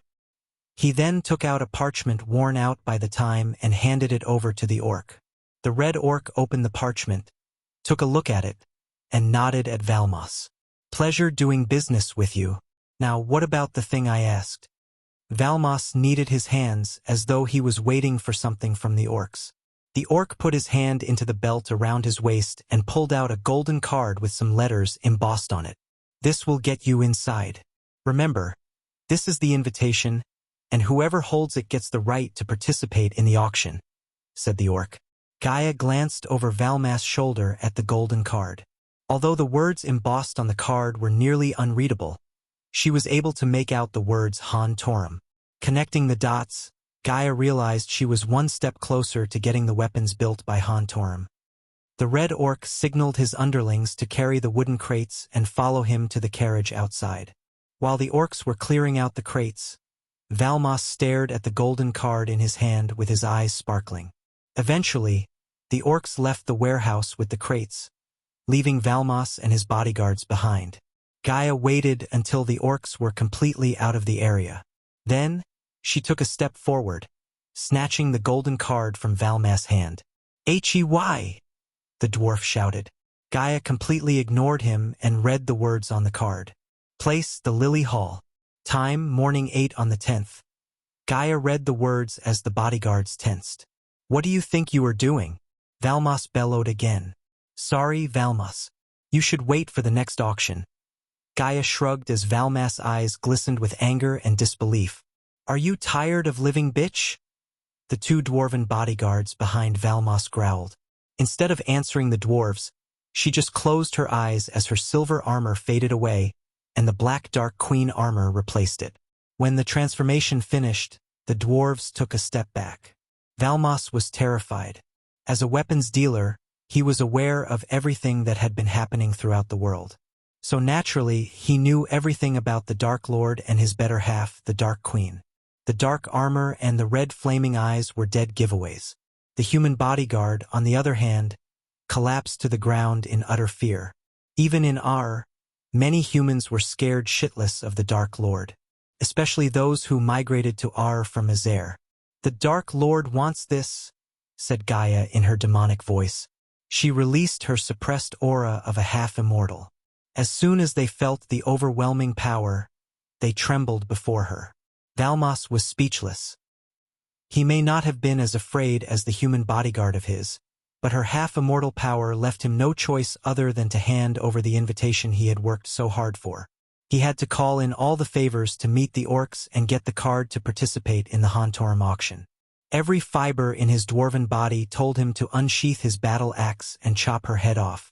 However, he was not stupid enough to do so. "Can I come with you as your +1? Valmos tried to negotiate with the Dark Queen. He couldn't let go of the golden opportunity to participate in the auction. "You could?"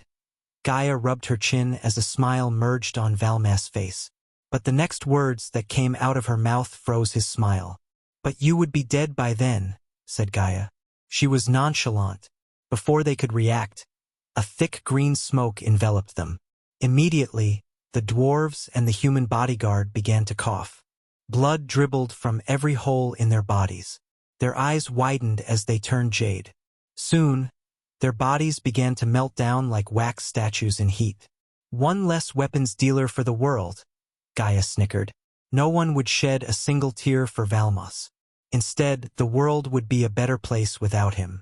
From this point onward, there wouldn't be anyone to sell weapons to both sides and kindle wars between kingdoms. After killing them, Gaia put the invitation into her space ring. "Azazel, it's done," said Gaia to Azazel through the earpiece. "The Hontorum is going to sell their weapons in an auction. I think Noah or one of his underlings will participate and bid for the weapons. You may want to return to the castle and pick a dress for the occasion, my lady," said Azazel. Usually, Gaia hated wasting precious gold coins on expensive dresses like the other noble women.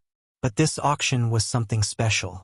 If Noah or the Guardians were attending the auction, she needed to be there. For some reason, she doubted she could steal or destroy the weapons built by one of the Great Eight clans. She must attend the auction and see who buys the weapons. Unfortunately, the Dark Lord's castle was short of gold coins. Therefore, Gaia planned to steal the weapons or destroy them from whoever buys them in the auction tomorrow. Meanwhile, inside the demon's grave, Michael was sitting before a campfire with Vidora by his side. The demon's grave darkened as he heard countless creepy noises in the distance. After roaming around the place for 2 days, he had grown used to the sounds. "Get some sleep. I have a feeling tomorrow is going to be a long day," said Michael. Chapter 809 Armored Salamandipede. After resting at the fire for a few hours with Vidora, Michael resumed his journey through the demon's grave. Instead of buying the map of the demon's grave, Michael wandered aimlessly. Eventually, he came across a meadow once that looked as if it was stripped out from the pages of a storybook. The grass was Eden green and thigh-high to a thrush. There was a volcanic mountain in the distance that had peaks that looked as cruel as a hag's teeth. The mountain looked off in some mysterious way. Yet again, everything in the demon's grave looked eerie, especially when a thin veil of mist was covering them.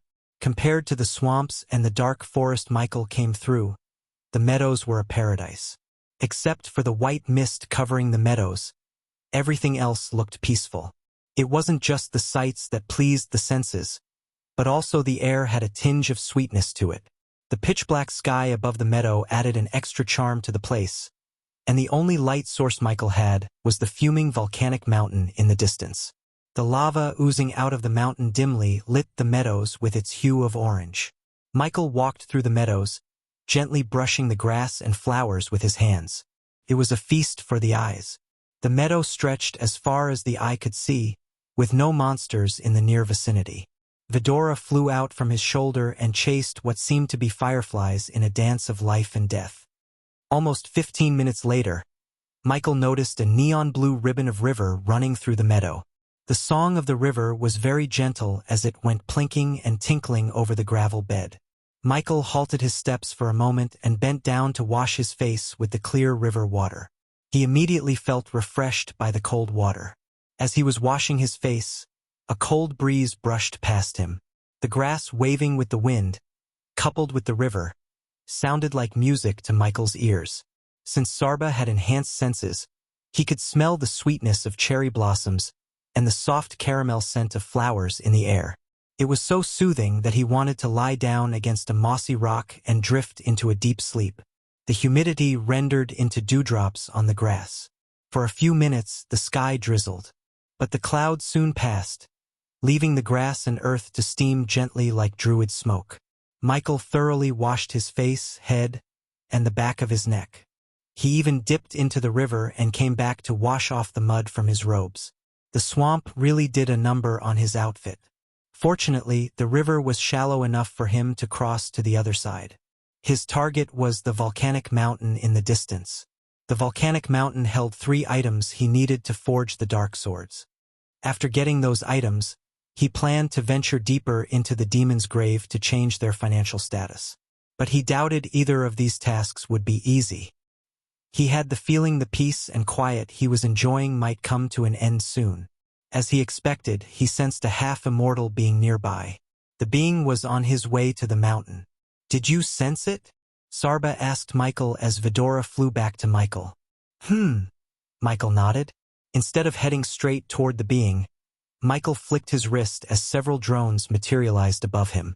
All the drones flew in the monster's direction as Michael concentrated on their feeds. To Michael's surprise, he did not see any monster through the drone feeds. The meadows looked peaceful and quiet. "I am not seeing any monster," Michael said to Vidora. "It can't be. I sensed a powerful being." "Something is there, ghost," said Sarba. He was absolutely certain that he sensed a monster near them. If he had to bet, he would say it was waiting for them 20 meters ahead of them. The howling wind breezed past Michael. He was not in a rush but strolled toward the monster. If he could fly, he might have flown around the monster instead of fighting.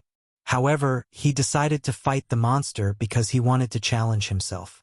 Plus, slaying a half-immortal monster would give him millions of experience points. After Gaia killed the dwarves, Valmans, and his bodyguards, Michael needed only 400,000 experience points to reach the next level. The closer he got to the monster, the shakier the ground felt. Michael halted his steps and looked at the meadows before him. At first look, the meadows looked no different than the rest. But when Michael looked closer, he noticed an unevenness on the ground, as though something was hiding beneath the meadows. Michael raised his hand as a pebble flew straight into his hand. He then threw the pebble at the ground, where he suspected the monster resting. Thud! The pebble hit the ground with a thud, yet nothing happened. Michael threw another pebble, hoping to rile up the monster. He had a feeling the monster was waiting to ambush him. Poor bastard didn't have any idea that Michael had already sensed it. When Michael threw the third pebble, he heard a muffled roar. Brown dust storm emerged from the ground as Michael heard something heavily exhaling. Soon, the ground beneath him trembled. Michael took a step back. The monster hiding beneath slowly emerged from the ground, revealing his full body. It was a long reptilian monster that looked like a hybrid of a salamander and a centipede. The monster crawled out of the hole with its hundreds of tiny golden legs, sticking his long tongue out. Silver scales covered his body from top to bottom. The gigantic monster was at least 50 feet in length. It hissed at Michael, staring at him with its tiny blue eyes. Suddenly, the monster dived down, digging into the ground. Michael immediately activated his X-ray eyes to locate the creature in the ground. The monster dug its way out of the place where Michael was a second ago before jumping away. The area suddenly grew darker as Michael cast the death range. Moreover, the cloud of darkness shrouded Michael's body, completing his dark lord form. The dark beams shot out of his eyes. To his surprise, the dark beams bounced off the shiny scales covering the monster. The dark beams didn't even put a dent in the monster's body.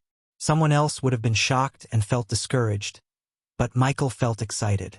As a blacksmith, he could do wonders with scales as strong as these. Since gravity restricted him from flying, Michael couldn't use aerial attacks. Hence, he cast the lightning dash to move around the monster.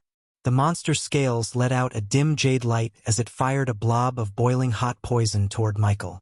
He was lucky enough to dash away, but when the poison hit the ground, everything around it for a 1-meter radius turned into nothing but ash. The ground sizzled like hot oil. Meanwhile, the monster kept firing blobs of poison repeatedly. Despite its gigantic size, the monster was extremely agile and quick. If the poison was not enough to burn the meadows, Michael cast the ring of fire and fired waves of dark flames at the monster. The dark flames burnt everything to ashes on their way. Although the dark beams bounced off the monster's scales, the dark flames managed to burn the monster. It roared in pain, but it didn't suffer much damage as Michael wanted it to. Ignitia? Michael cast the spell as black lightning bolts shot out of his fingertips. The air was electrified with his lightning bolts. Vidora heard the crackling lightning bolts and the creatures roar and flew away from Michael and the monster. When a half-immortal and an immortal were fighting, it was not a good idea to be in their way. Sabra saw the energy around them going haywire.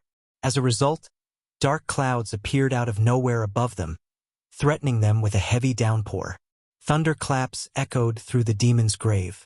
The monster kept disappearing into the ground and jumping out to catch Michael off guard. Michael fought the monster with lightning bolts and dark flames. Suddenly, the monster sprayed poisonous liquid from its mouth. The poison immediately enveloped them, hindering Michael's sight. Fortunately, the Dark Lord armor had a mask he bought from the system and fitted with a filtering system he built inside. The mask filtered the poison ion in the air and gave him fresh air. Michael thought he had overcome the poisonous air with his mask. But he didn't expect the monster to light the poisonous cloud with sparks. When the monster opened its mouth, sparks flew out. The poisonous air exploded in the blink of an eye. The explosion sent Michael flying. Although the responsive shield and the cloud of darkness saved him, he wasn't completely unharmed by the explosion. His whole body was cut and bruised, as well as had a couple of broken ribs. The explosion would have reduced a fusion stage cultivator if they were caught in one. It was powerful enough to hurt a god. Michael slowly picked himself up as the APD pumped a healing potion into his body. His poor armor was half-burned and had countless holes and cuts. Michael wiped off the blood dribbling down his mouth. The monster hissed, crawling toward Michael without waiting for him to retaliate. "Why isn't he moving?" Ayag asked, looking at Michael standing still. The monster moved closer and closer to Michael. It opened its mouth wide to bite and swallow his body as a whole. The ground near Michael trembled as the monster moved closer to him. Still, he didn't even budge from where he was standing. The monster was just an arm-reaching distance from him. It raised its body, opening its mouth wide. Ayag almost closed her eyes when she saw the monster reach Michael. But to her shock, she heard a loud bang before the monster went flying away. The monster crashed down on the ground. Vidora was stunned. They all turned their gazes back to Michael to see the Doombringer emanating coldness in his hand. Only Kane saw the Doombringer appear in Michael's hand, and him swinging it with enough force to send the giant monster flying. Several scales on the monster's body tumbled down, leaving the monster's soft skin exposed. Chapter 810 Almighty Doombringer. After getting the ancient ice core from the Aqua Auction and Blacksmith trait, Michael infused the ancient ice core with the Doombringer. As a result, the Doombringer could summon frost and freeze its target upon hitting. Michael didn't let the monster stand up and attack him again.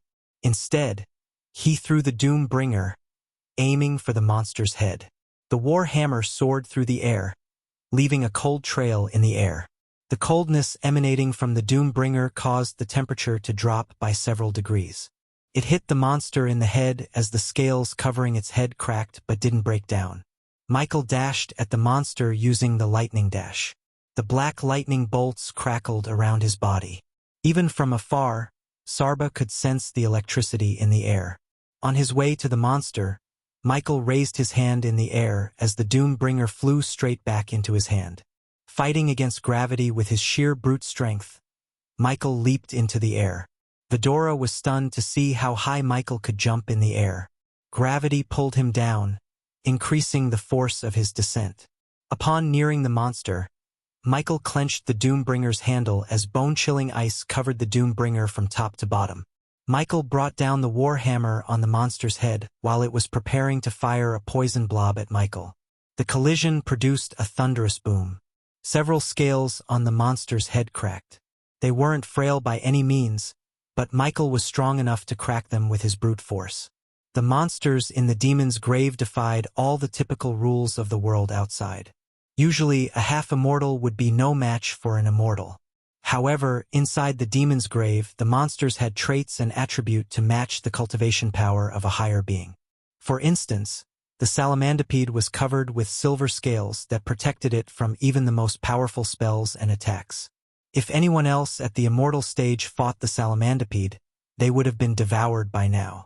Its poison blobs were powerful enough to melt down an immortal to jelly. In other words, the monsters inside the demon's grave didn't need immortal killing weapons to kill half-immortals or immortals. Hence, why even the most powerful cultivators didn't dare to visit the demon's grave. Still, Michael fought the monster head-to-head without going all out. After receiving a blunt force trauma to its head, the monster roared. Emerald green poison splattered out its mouth. Although the monster lacked facial features, it looked very pissed off. The monster swung its long tail and hit Michael in midair. Fortunately, Michael clenched his fist at the right time to bring out his black shield. The sheer force of the monster's brute force sent Michael flying. While he was in the air, the monster fired blobs of poison at Michael. These blobs took the shape of arrows and soared through the air to hit Michael. Once again, Michael raised his shield and shrouded himself with the cloud of darkness to protect himself from the poisonous arrows. The arrows splashed across the ground after hitting the black shield. Unfortunately, a drop of poison hit Michael's boots, making a sizzling noise. Michael immediately swung his legs, throwing away the boots before the poison could touch his skin. "You owe me a pair of boots, mister," said Michael after landing on his bare feet on the ground. Michael stared at the monster with the Doombringer and black shield in each hand. He cracked his neck. On the other side, the monster hissed before digging down into the ground. Despite its colossal size, the monster was quick to dig down and hide. Thanks to Michael's X-ray vision, he could see the tunnels down the ground and the monster. The monster was holding to catch Michael off guard, but he was waiting for the right movement to hit the monster with the Doombringer. He raised the Doombringer in the air as cold energy swirled around the battle hammer.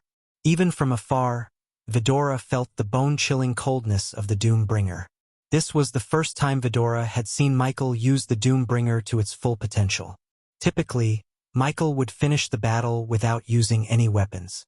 But the monster forced him to take out the Doombringer, which showed how powerful the monster was. The ground beneath Michael kept trembling. He waited for the monster as it crawled toward him underground. Michael took a few steps back as the monster raised its head out of the ground. The moment its head came out of the ground, Michael hit its head with the Doombringer once again.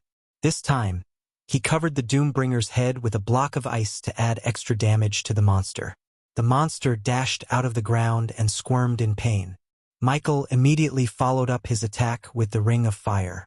The monster's head was already covered in a layer of frost, and when the dark flames hit the ice, the scales shattered. Finally, Michael figured out the monster's weakness. The sturdy scales were vulnerable to ice plus fire attacks. They could withstand one element but not both. Since the scales were shattered, the monster's head was exposed. But when he was about to fire dark beams, the monster spewed poison from its mouth. It formed a cloud of green mist around the monster. To avoid an explosion like earlier, Michael immediately dashed away from the monster. To Michael's surprise, a strange glow appeared in the monster's head. Soon, the scales grew back, covering its exposed head. Michael creased his brows. Having a regeneration ability brought the battle to the next level. It was time for Michael to change his tactics. The cloud of poisonous mist gave Michael an idea. He dashed away and fired a bolt of lightning at the monster. As Michael planned, the lightning bolt lit the highly flammable poison cloud. The sound of the explosion echoed through the air, but the creature's roar overshadowed the explosion. Both Michael and the monster were blasted into opposite directions. Even a 30-meter distance between them didn't prevent Michael from getting blasted away.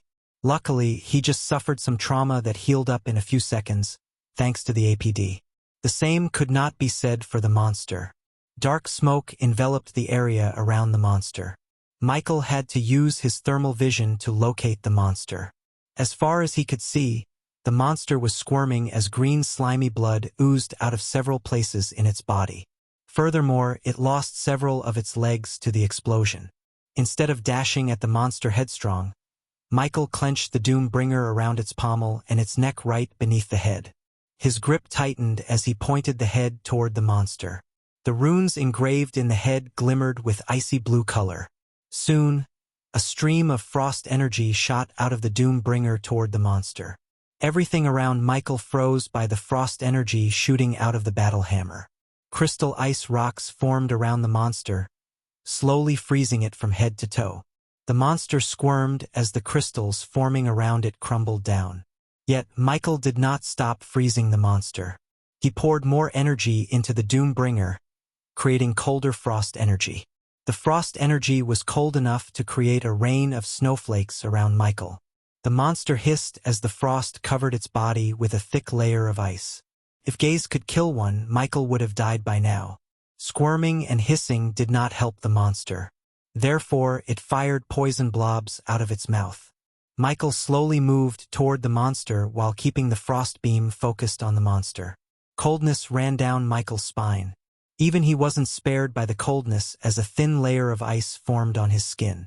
Nonetheless, Michael chose not to conjure the dark flames. Gradually, the frost energy formed a thick shell around the monster, preventing it from digging into the ground or moving its body freely. By the time Michael reached 5 meters distance from the monster, the ice had covered every inch of the monster's body except its eyes. Without wasting a second, Michael cast the Ring of Fire. A powerful wave of dark flames shot out of Michael's body.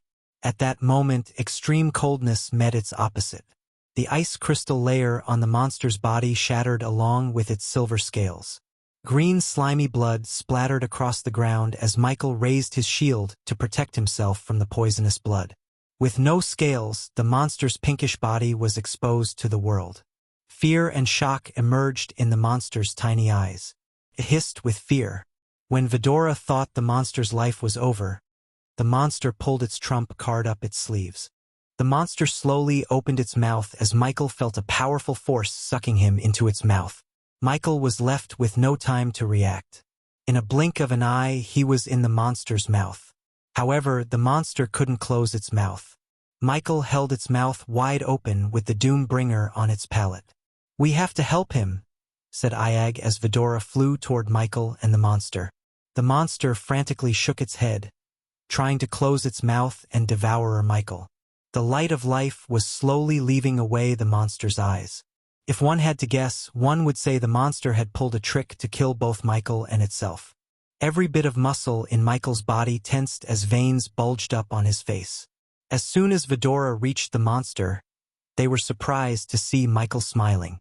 No one in their right mind would smile stuck in a monster's mouth, but he did. Vidora was speechless.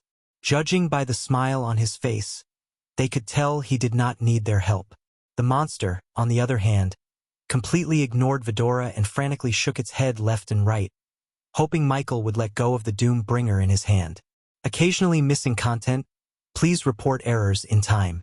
Chapter 8:11 Mount Hades standing inside the monster's mouth. Michael held its mouth open with the Doombringer and his other hand. Slowly, Michael moved the hand that was holding the Doombringer down. The monster almost snapped its mouth close, but Michael was strong enough to keep it open with one hand. He then raised the Doombringer as a bone-chilling frost beam shot straight down the monster's throat. Vidora heard the monster roar in agonizing pain. The monster went crazy. It swings its entire body left and right to throw out Michael. No matter how hard the monster tried to lose Michael and shoot him with a poison blob, it simply couldn't. Unlike the monster's outer body, its inside was soft tissue and flesh. The frost from the Doombringer crystallized the monster from within. If Michael wanted, he could send a stream of dark flames into the monster's throat and burn it from the inside. However, Michael had other plans for the monster. Instead of killing the monster, he froze the monster to the point it stopped struggling. He turned around before hitting the monster's palate with the Doombringer. The pointy end of the Doombringer hooked into the skin. Michael moved the Doombringer slightly forward as the monster crawled forward like a remotely controlled toy. Vidora was utterly speechless. They thought Michael would kill the monster when he had the chance. Instead, he was driving the monster toward the volcanic mountain in the distance. No one would have dared to make such a daring move. But making such uncanny moves was what made Michael the Dark Lord. The monster was already half dead. Its poison glands and organs were frozen. Vidora followed behind the monster while keeping a safe distance from it. Only while following the monster did they notice several others, like the monster Michael was riding from its mouth. Some of the salamandrids were bigger and stronger than the monster before them. Even if Michael had killed one, he would have faced several on his way to the mountain. As much as Michael liked to hunt these monsters down and earn experience points, he valued his life and everything he had achieved till now more. Until the system reached level 10, where he could construct a body for himself in case he was killed, he had to keep himself safe. The meadows were littered with hundreds of salamandrids. Coupled with weird gravity that prevented one from flying, even a group of immortals would be slain in the area. The more time they spent in the demon's grave, the more Vidora learned the dangers lurking in the realm. This was why even the seasoned immortals dared not to venture into the demon's grave despite the rare and priceless treasures within. A few weeks ago, Noah prepared himself to venture into the demon's grave, hoping the place would temper him and enhance his battle prowess. However, Andreas outright stopped him without giving Noah a choice. Andreas didn't think Noah was ready for the dangers in the demon's grave. To be honest, Andreas was right. Noah would have lost his life in a few hours if he had chosen to enter the realm. God or no god, one must be at least at the immortal stage to survive the demon's grave. The past Dark Lord made sure of that. Although the demon's grave was one of the past Dark Lord's regrets, only Michael could survive and close the realm. For some reason, the monsters in the demon's grave didn't attack Vidora. Some of the monsters dug into the ground the moment they saw Vidora. Looking at this weird behavior of the monsters, dark lines appeared on Iag's forehead. She turned her gaze toward Cain since he was the smartest among the three of them. "Hey Cain, did you see how they went inside the ground when they saw us? It's weird, right?" said Iag. After hearing Iag's remarks, Sarba shared his thoughts with Cain. "I also have this strange feeling that we and this place have some kind of connection." They weren't wrong to have these feelings. But the truth was far more than they could even dream of. Almost 4,000 years ago, before the Dark Lord reset the universe, a brutal world-ending war happened between two otherworldly races. The war had two sides. One side had thousands of demons, and the other side had only one fighter, the three-headed Hydra, Vidora. "If so, we will get some answers before we leave this place," said Cain. He didn't let Sarba and Iag know what he felt about this place. Unlike him, they were influenced by emotions rather than their brain.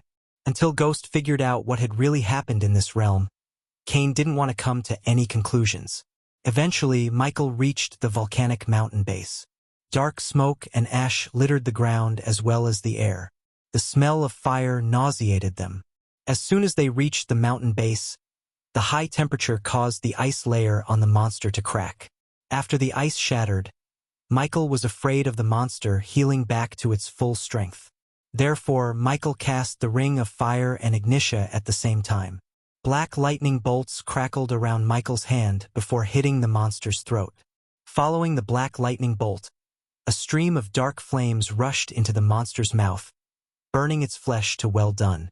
The monster roared and squirmed as Vidora's senses were overwhelmed by the burning flesh. Soon, the monster lost its strength to squirm and collapsed down. Its body shrunk as green slimy blood oozed out of its skin. Ding! Congratulations to the host for killing a half-immortal level 7 monster. The reward is 1 million experience points and 10,000 badass points. Ding! Congratulations to the host for successfully being a badass. The reward is 15,000 badass points. Michael heard the system in his mind. Not even a second passed as Michael felt warmth throughout his body. This was a familiar feeling. He had leveled up. Congratulations to host Michael for leveling up. The current stage is Immortal Level 5. Vidora flew around the monster's lifeless body as Michael stepped out of its mouth. Without even looking around the mountain, Michael squatted down the monster's body and ran his fingers through its scales. After the explosion and fire plus ice attack, the monster lost most of its scales. He fired the dark beams out of his eyes, cutting out the few scales on its body. Vidora saw Michael peeling out the scales with a sickening screeching sound. He seemed unbothered by the blood and gore. On the contrary, he was whistling a strange tune and enjoying collecting the scales. It took him almost an hour to collect all the scales. At that moment, he sat before a pile of scales. Cain counted 34 scales in total. Each of them was diamond-shaped in the size of a grown man's palm. They wondered what Michael could do with so few scales. But after seeing the sorry state of his current armor, their first guess was new armor. After stripping the scales from the monster's body, Michael raised his hand, firing streams of dark flames from his hands. Without the scales, the monster's body couldn't withstand the dark flames. It slowly burned down to a hot pile of ashes and bones. Michael slightly bowed, paying his respect to the monster. When Michael turned around, he saw Vidora staring at him with bewildered looks on their faces. "You have something in mind?" Michael asked, tilting his head. "We are wondering what kind of connection we have with this place," said Iag. Her words reminded Michael of the green glow in Cain's mouth that resembled the realm tear earlier. Just like Cain, Michael didn't want to say anything before he learned more about the demon's grave. Since the mysterious woman said the demon's grave was one of his mistakes, he had a feeling it might be related to Vidora somehow. But for the time being, Michael decided to stay silent on the matter. "I'd say let's explore the place more before making any assumptions," said Michael. Iag heaved a heavy sigh and nodded. Finally, Michael turned his focus to the giant mountain before him. It looked bigger and mightier in close. Once again, Michael tried to ascend into the air but ultimately failed due to gravity. The required items needed to forge the dark swords are inside the mountain. "It seems like the host has to climb the mountain. I hope you are good at it," the system said. Weirdly, the system sounded amused by his conundrum. The volcanic mountain was none like Michael had ever seen in his life. Its ashen cone would grow hot and, with a great surging and throbbing, pour forth rivers of molten rock from chasms in its sides. Some flowed blazing down great channels. Some winded their way into the stony plain until they cooled and lay like twisted dragon shapes vomited from the tormented earth. The heat emanated from the molten lava was enough to burn a core formation warrior to dust. Vidora lifted their heavy heads as the mountain filled all their sight, looming vast before them. The growling mountain sounded like a hungry beast waiting to devour everything with its molten lava. Its cone-shaped top reached for the sky, shrouded in a huge mass of ash and sparks of fire. Just looking at the mountain hurt Michael's neck. He sighed, thinking of climbing the mountain through the oozing lava and uneven terrain. He was a hitman, not a mountain climber. Although he had training climbing walls and mountains, this fuming chimney of a mountain was not an ordinary one that anyone could climb. At least he had Mark III grappling hook to help him climb. After taking a long deep breath, Michael walked toward the mountain. He grabbed the edges and started to climb up. "Are you sure about this?" Cain asked Michael. "Don't look down. It might help," said Sarba with a worried face. "Relax. I got this," said Michael. While Michael was climbing up, a sense of déjà vu hit him.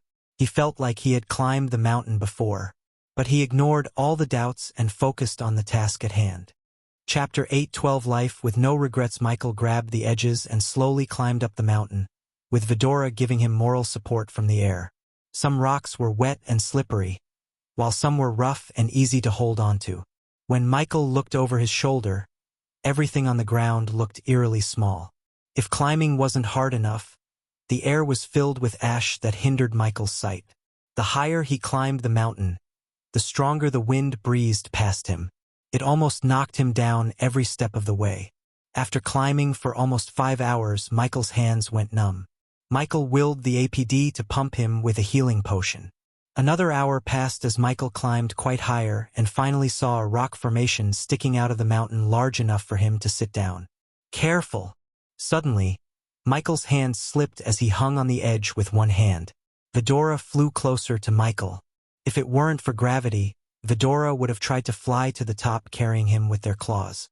Gravity in the demon's grave defied the usual physical laws. It didn't affect Michael when he was climbing. Instead, it only affected him when he tried to fly.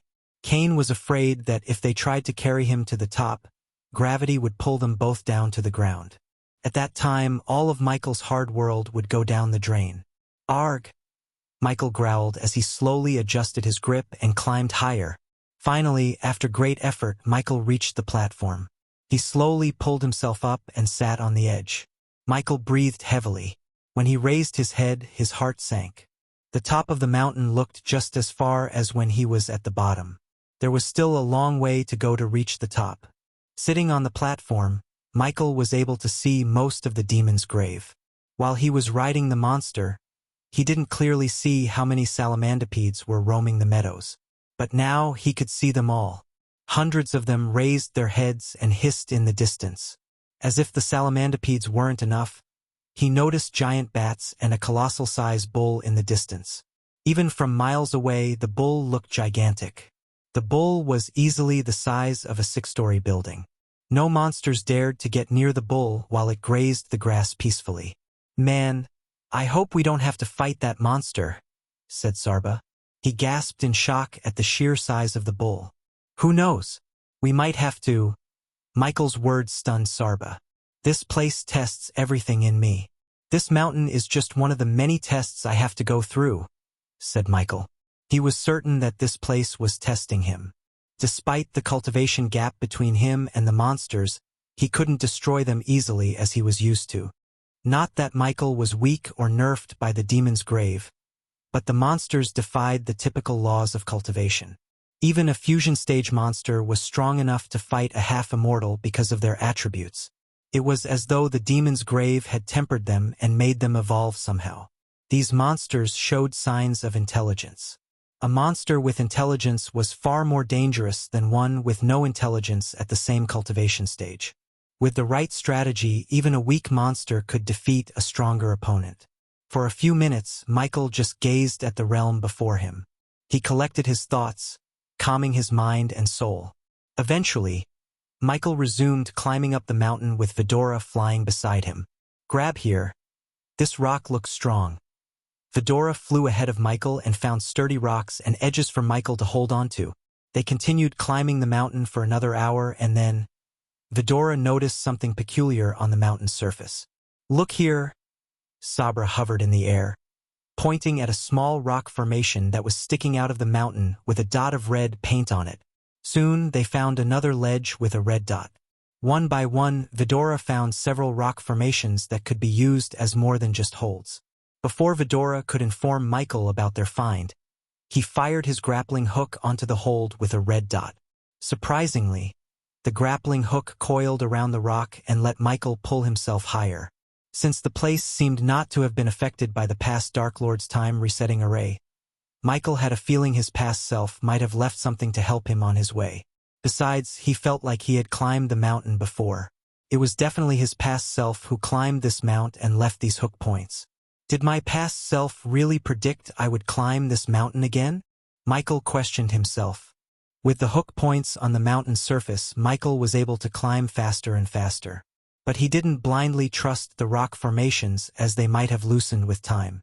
Therefore, Michael studied the hook points with his eyes before firing the grappling hook. Luckily, none of the hook points betrayed him, resulting in a very painful fall. Yet even with the grappling hook, climbing the mountain took Michael hours. By the time he reached halfway to the top, the place had darkened. With not enough light, Michael didn't dare to continue climbing. Coupled with volcanic ash in the air, Michael could barely see Fedora, let alone the hook points.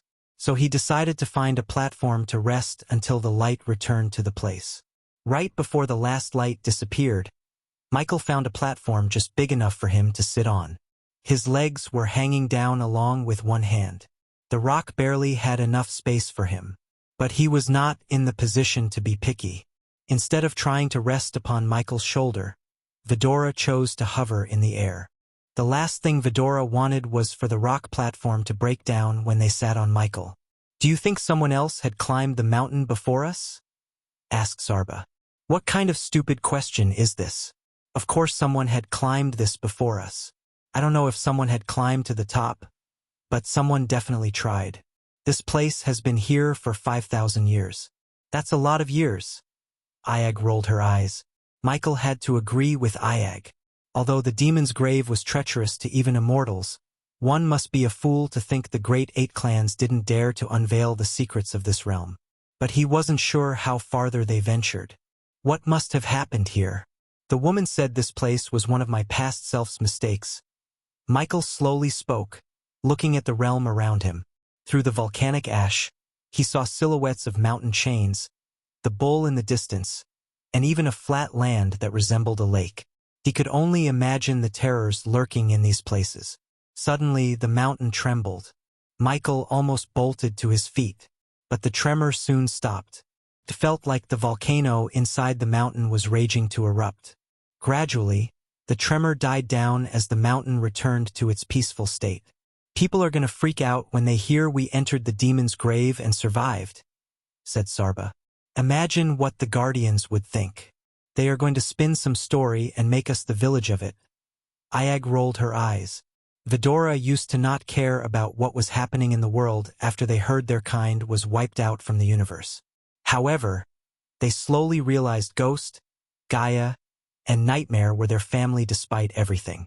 After feeling the familial bond with them, Vidora felt they were part of Ghost's life. They cared about the order and hated everyone who stood against them. Besides, they were intelligent enough to see who the real enemy of the world is. Well, no matter what you do, there will always be someone to point their fingers and criticize you, said Michael. He leaned back on the mountain and gave Vidora a piece of advice about life. Thing is, you cannot satisfy everyone. If you live your life thinking about what others might think, you won't even satisfy yourself. Never look back and regret. Look back and smile at what you have done. Live like that, said Michael with a heavy heart. If what the mysterious woman said was true, his past self had little too many regrets in his life. Even when he saw his past self talk to him in an ethereal form, Michael noticed a strong sense of regret and grief in his eyes. The past Dark Lord might have fooled the world, but not Michael. After all, his past self was him. Michael wanted Vidora to have no regrets in their lives. Why are you suddenly being so gloomy? Asked Sarba as Michael smiled, hiding his emotions well. This place is one of my regrets, Vidora. It's not. Sarba shook his head. The Dark Lord who lived 5,000 years ago is not you, said Sarba. He's literally the same person who used Time Array to travel through time, said Ayag. There is no point in dwelling in the past. Whatever mistake my past self made, I have to own it and rectify it. Kane nodded, agreeing with Michael. Then he spoke what was in his mind. Your past self didn't seem like the one to make mistakes. He might have wanted this place to exist, for you perhaps. Kane's words made sense to Michael as they always did. Even if his past self made a mistake, he could have fixed it with the system. But since he chose not to, Michael knew there might be a reason behind his reasoning. For the time being, Michael had to climb the mountain and get his hands on the 3 items needed to forge the pair of dark swords.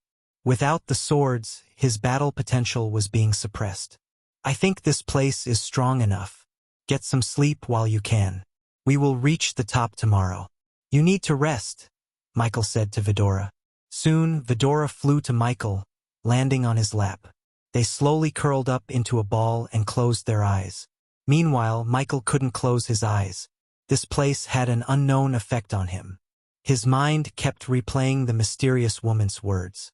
Chapter 8:13 Birth of the Dark Sword's Eye. The morning in the demon's grave was gloomy as ever. A tinge of light lit the horizon that looked like a red canvas. With newly found vigor, the monsters roared. Molten lava flowed out from the top, lighting the mountain with its golden light. Coupled with the morning light, the realm looked brighter than earlier. In the distance, the bats littered the red sky. Strangely, more and more bats appeared on the horizon for some reason. On the other hand, Michael and Vidora resumed their journey toward the top. The higher Michael climbed, the fewer hook points he came across. He hoped to reach the top using only the grappling hook. But on the contrary, he had to use his hands to climb more than the grappling hook. Without looking down, Michael climbed up the mountain. His entire body was drenched in sweat. Careful, Sarba warned Michael. Despite the dry air and the heat, the mountain surface looked slimy for some reason. Grabbing the holds turned out to be a pain because of the slimy surface. Still, Michael carefully held onto the edges and moved up on the mountain. He didn't rush climbing up. Instead, he took every step with caution. Several hours passed in a blink of an eye. He had to use healing potions to keep his hands and legs from going numb. Almost 10 hours later, the top of the mountain became close to Michael. With a final use of his grappling hook, Michael climbed up to the top. After lifting his body to the top, Michael just collapsed to the ground and breathed heavily. Michael's chest rose and fell at regular intervals. Meanwhile, Fedora flew away from Michael and saw a giant hole filled with molten lava. The mountain was like a giant well, except it had lava instead of water. Just looking down into the hole made Sarba head spin. They quickly flew back to Michael and landed on his chest. Just as they were about to ask Michael to stand up, the mountain rumbled. Soon, the lava erupted for a moment, throwing a splash of lava outside. Michael immediately kicked up to his feet. Molten lava glistened on the ground like a gooey orange cake. Ayag was tempted to have a taste, but she was not that stupid. Michael slowly walked to the edge and looked down at the boiling lava down. He felt like he was staring at the sun itself. The molten lava inside the mountain was too bright and hot enough to melt down a fusion stage warrior like a wax statue. The volcano remained dormant, hiding the terror and destruction within. Once it erupts, he could imagine how much damage it would do. Fortunately, the demon's grave was void of population. "Hey, look, your robes!" Sarba's shout broke Michael's concentration. He quickly turned around and saw his long coat was on fire due to the extreme heat in the air. Crimson-red flames engulfed his long coat as Michael immediately took it off and threw it on the floor. In a blink of an eye, the flames reduced his once stylish black long coat to nothing but ash. The long coat had been with him since his first day in this world. Fedora saw Michael squat before the pile of ash and grab a handful. "Rest in peace, old friend," said Michael. Even though it was just a lifeless piece of clothing, Michael shared a connection with it. After all, he bought it from the system when he first came to this world. At that moment, he felt like a piece of him had left him. But he could only sigh and buy another one from the system store. For now, he chose not to, as the heat would only burn it down again. At least his trousers escaped the heat, but Michael was prepared to lose them too. Once again, Michael walked to the edge to look around the mountain. According to the system, the required items to forge his dark swords were somewhere inside the mountain. Dark volcanic ash hindered Michael's eyesight. To remedy the situation, Michael simply raised his hand as a powerful gust of wind cleared the area around him of the ash. As a result, he was able to see the mountain beneath him more clearly. Finally, Michael saw the narrow pathways around the crater. These pathways were just wide enough for one man to walk. But any misstep would lead straight into the boiling volcano. Instead of dropping down the pathways, Michael flicked his wrist as a drone materialized above him. However, the drone shattered into pieces due to the intense heat. Michael hoped it wouldn't happen, but it did. The only option Michael had was personally walking the narrow pathway. Seeing no point in lingering around, Michael slowly climbed down toward the pathway. He pushed his body against the wall and slowly walked down.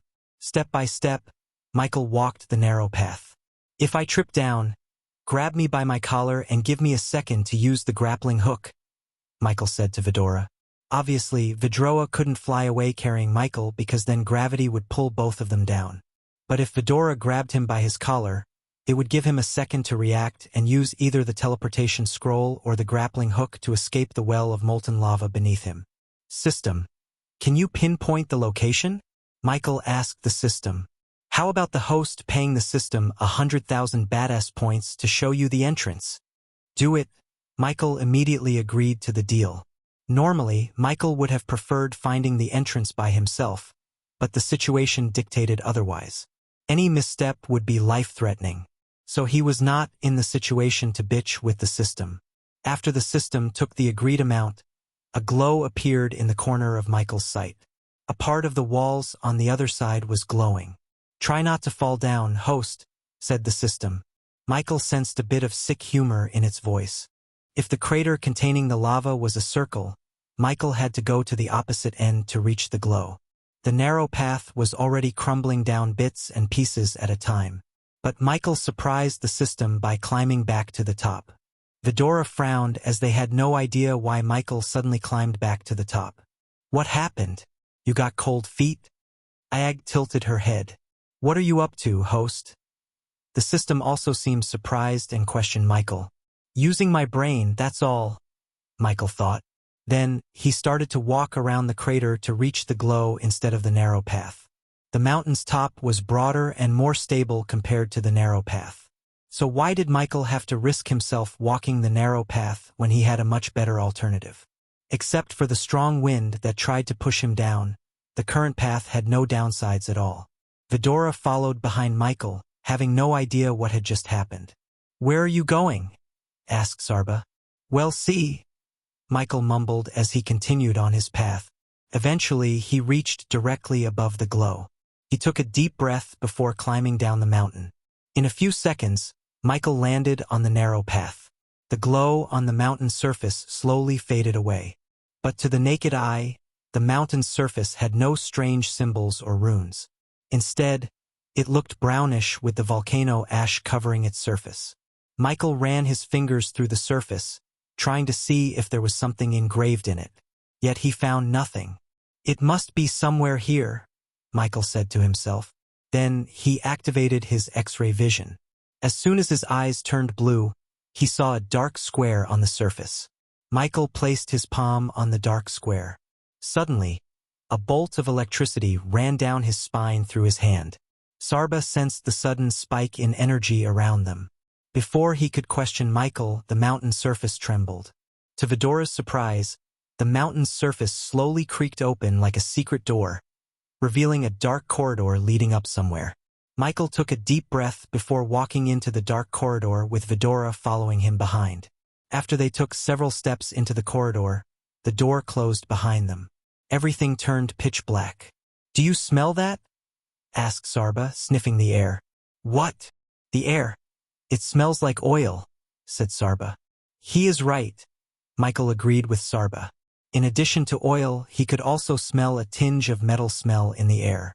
To light their path ahead, Michael conjured a ball of crimson-red flames. The flames dimly lit the dark place as Michael walked through the corridor. For a while, nothing came across his path.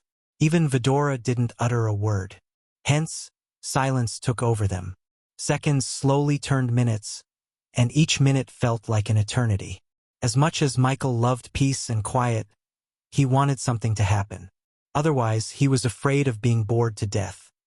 As though the universe had listened to his plea, the corridor opened up to a spacious hall. Michael halted his steps in utter shock. A brightly lit hall with various iron tools and tables welcomed him. The light was coming from the lava oozing down the walls into the giant braziers.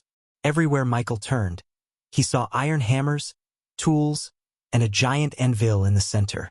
On the hall's corner was a furnace big enough to be called a room. In addition, there was also a complex system of pipes running across the ceiling, and a few metal tubes connected to the system hung down, swaying in the hot air. A forge, Michael mumbled under his breath.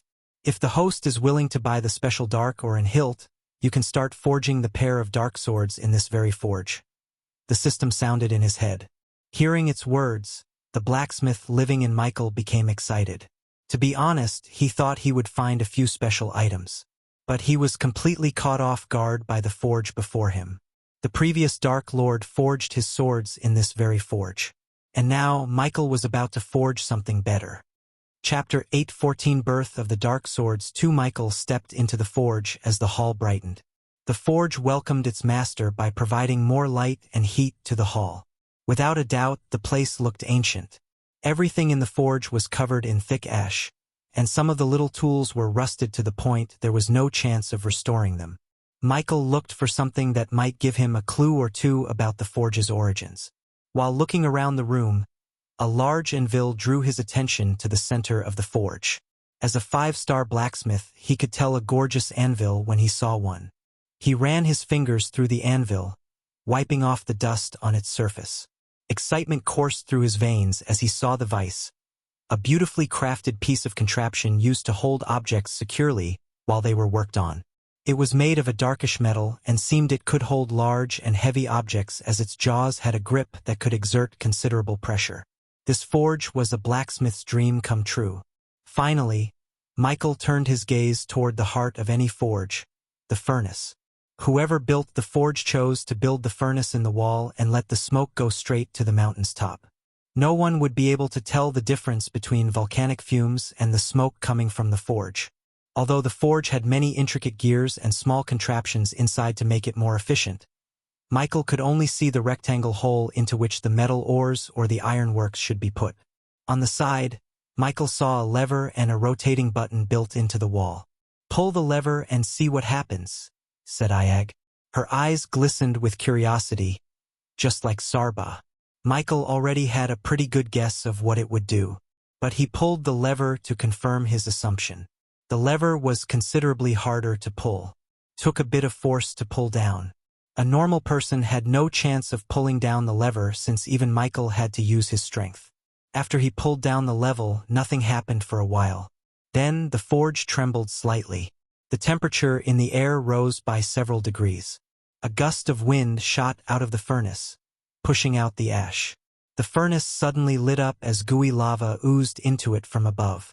It was like hot chocolate except hotter and brighter, like liquid gold. Michael immediately felt the intense heat from the lava. On the other hand, the rotating button had an arrow pointing up. He rotated the button anti-clockwise, expecting it would somehow reduce the heat. An oven, that was what this furnace reminded him of. After rotating the button, a strong gust of wind mixed with cold air sprayed onto the lava. Gradually the lava lost its heat and became bearable. "I wonder where that cold air is coming from," Kane frowned. Michael had the same question until he used his thermal vision and found the source of the cold air. His X-ray vision vaguely showed something familiar to Michael, an ancient ice core. "Makes sense," Michael mumbled under his breath. "What is?" asked Sarba. "You asked how the cold air is produced. It's coming from the ancient ice core built within the furnace," said Michael.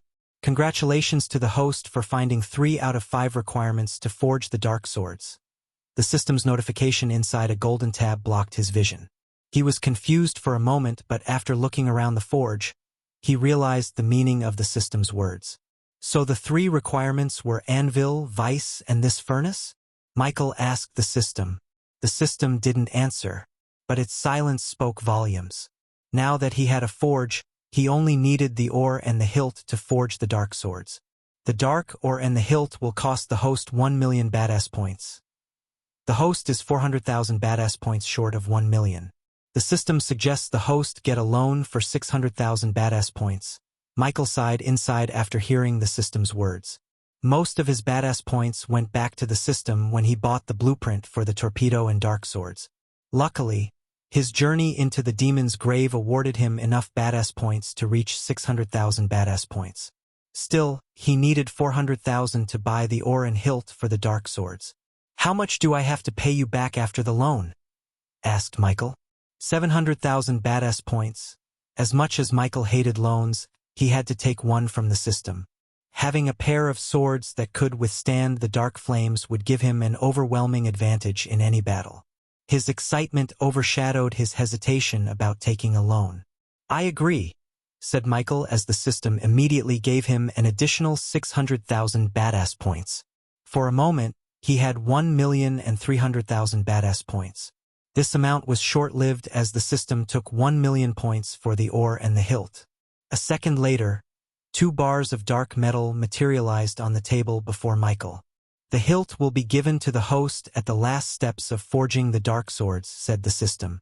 Vidora was surprised by the sudden appearance of dark metal bars. They quickly landed beside the metal bars and studied the 2 bars. These bars were as dark as midnight. They were smooth and heavier than they looked. Vidora couldn't even move the bars an inch. "This is heavy?" Ayag growled, trying to move the bar with her head. Michael grabbed one bar and lifted it up. "You are right," Michael agreed with Ayag. The metal bar was damn heavy as it made his biceps bulge up. Although the metal bar was the size of a standard smartphone, It weighed at least 200 kilograms. Michael couldn't help wondering how heavy his swords would be. He hoped they wouldn't be as heavy as the metal bars. With the metal bar in his hand, Michael looked around. He noticed a cauldron near the furnace. Vidora flew to the cauldron and carried it to Michael in their claws. "Let's begin!" Michael removed his black arm cut and threw it to the side. It restricted his movements. Then, Michael placed the 2 metal bars into the cauldron. After he placed the 2 metal bars into the cauldron, it became too heavy for Vidora to carry. Hence, Michael carried the cauldron to the furnace and hung it above the hot lava. When he hung the cauldron, he noticed a pipe hanging directly above the cauldron. He followed the pipe to the table in the center. Strange enough, there was another pipe hanging with its end open. "Hey Ghost, look! There's a symbol engraved in here." Sarba raised his voice, hovering beside the dark metal pipe. Michael came to take a closer look at the pipe. As Sarba said, there was a tiny symbol engraved in the pipe. He could make out a shape like D and flames. Dark flames.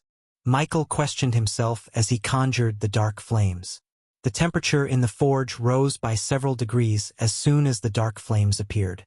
Michael pushed the dark flames into the metal pipe. To his surprise, the metal pipe hanging above the cauldron released a purple flame into the cauldron. Somehow, the ancient ice core tempered the dark flames and released purplish flames on the other end. This purple flame wasn't as hot and violent as the dark flames, but it still had the characteristics of the dark flames.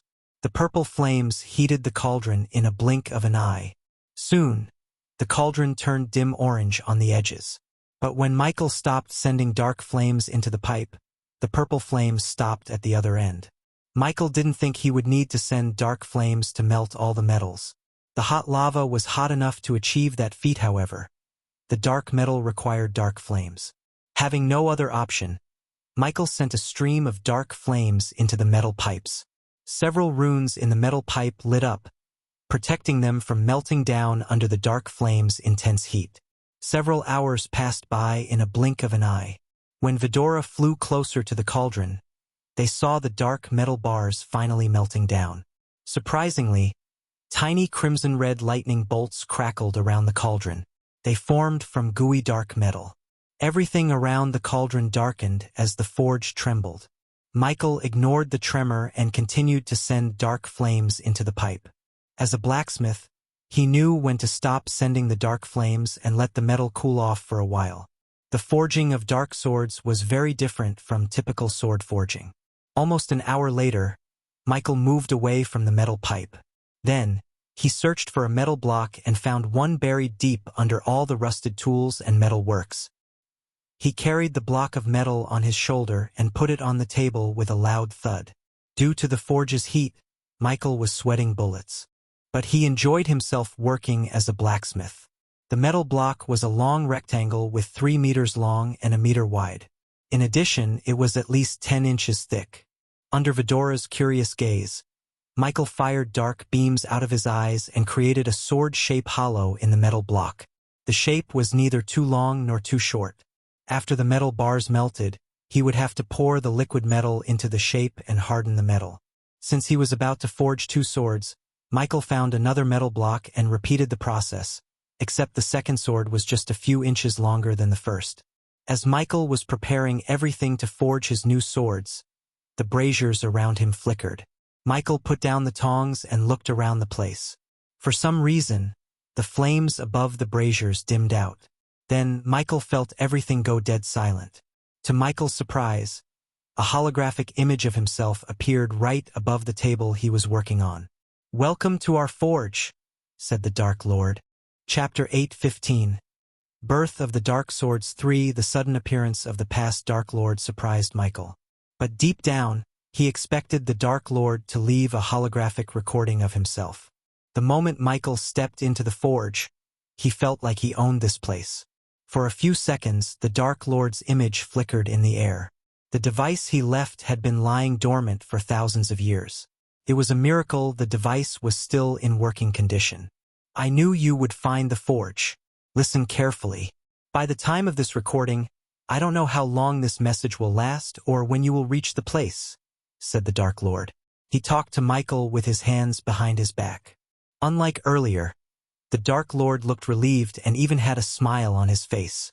I have made some mistakes. That's what makes me human. But soon everything would go back to normal. I hope you have found some of the armor pieces I left behind. Find them all and forge yourself a new one. Trust me, you will need it soon. I know you will feel frustrated by all the cryptic messages. To be honest, I do too. But this time array and time travel are not as simple as we think. Even now, I can't tell you my whole story as much as I want to. Our friend strictly ordered me not to. The Dark Lord emphasized the words "our friend." Michael had a feeling he was talking about the system. Since the system itself ordered him not to reveal his story, Michael couldn't blame the past Dark Lord. The Dark Lord smiled. Michael was pleased to see his past self smile. This forge is my gift to you, along with my hammer. You need it to forge powerful weapons and armor. If my guess is right, you might be in a financial mess, and that's why you are here in the first place. When this recording is over, you will receive something that will open up a portal directly to this forge. But you must build a powerful portal in your castle first if you hadn't already. The Dark Lord paused for a moment and looked around as though he was searching for something. Meanwhile, Michael was delighted to hear he could travel to the demon's grave and to the forge from his castle. It seemed like his past self was more powerful and resourceful than he initially thought, which made Michael wonder more about what the hell happened that pushed him to reset the entire universe. He had a feeling it was connected to Gaia but didn't know the whole story behind the past Dark Lord's reasoning. Where the hell did it go? The past Dark Lord searched for something frantically.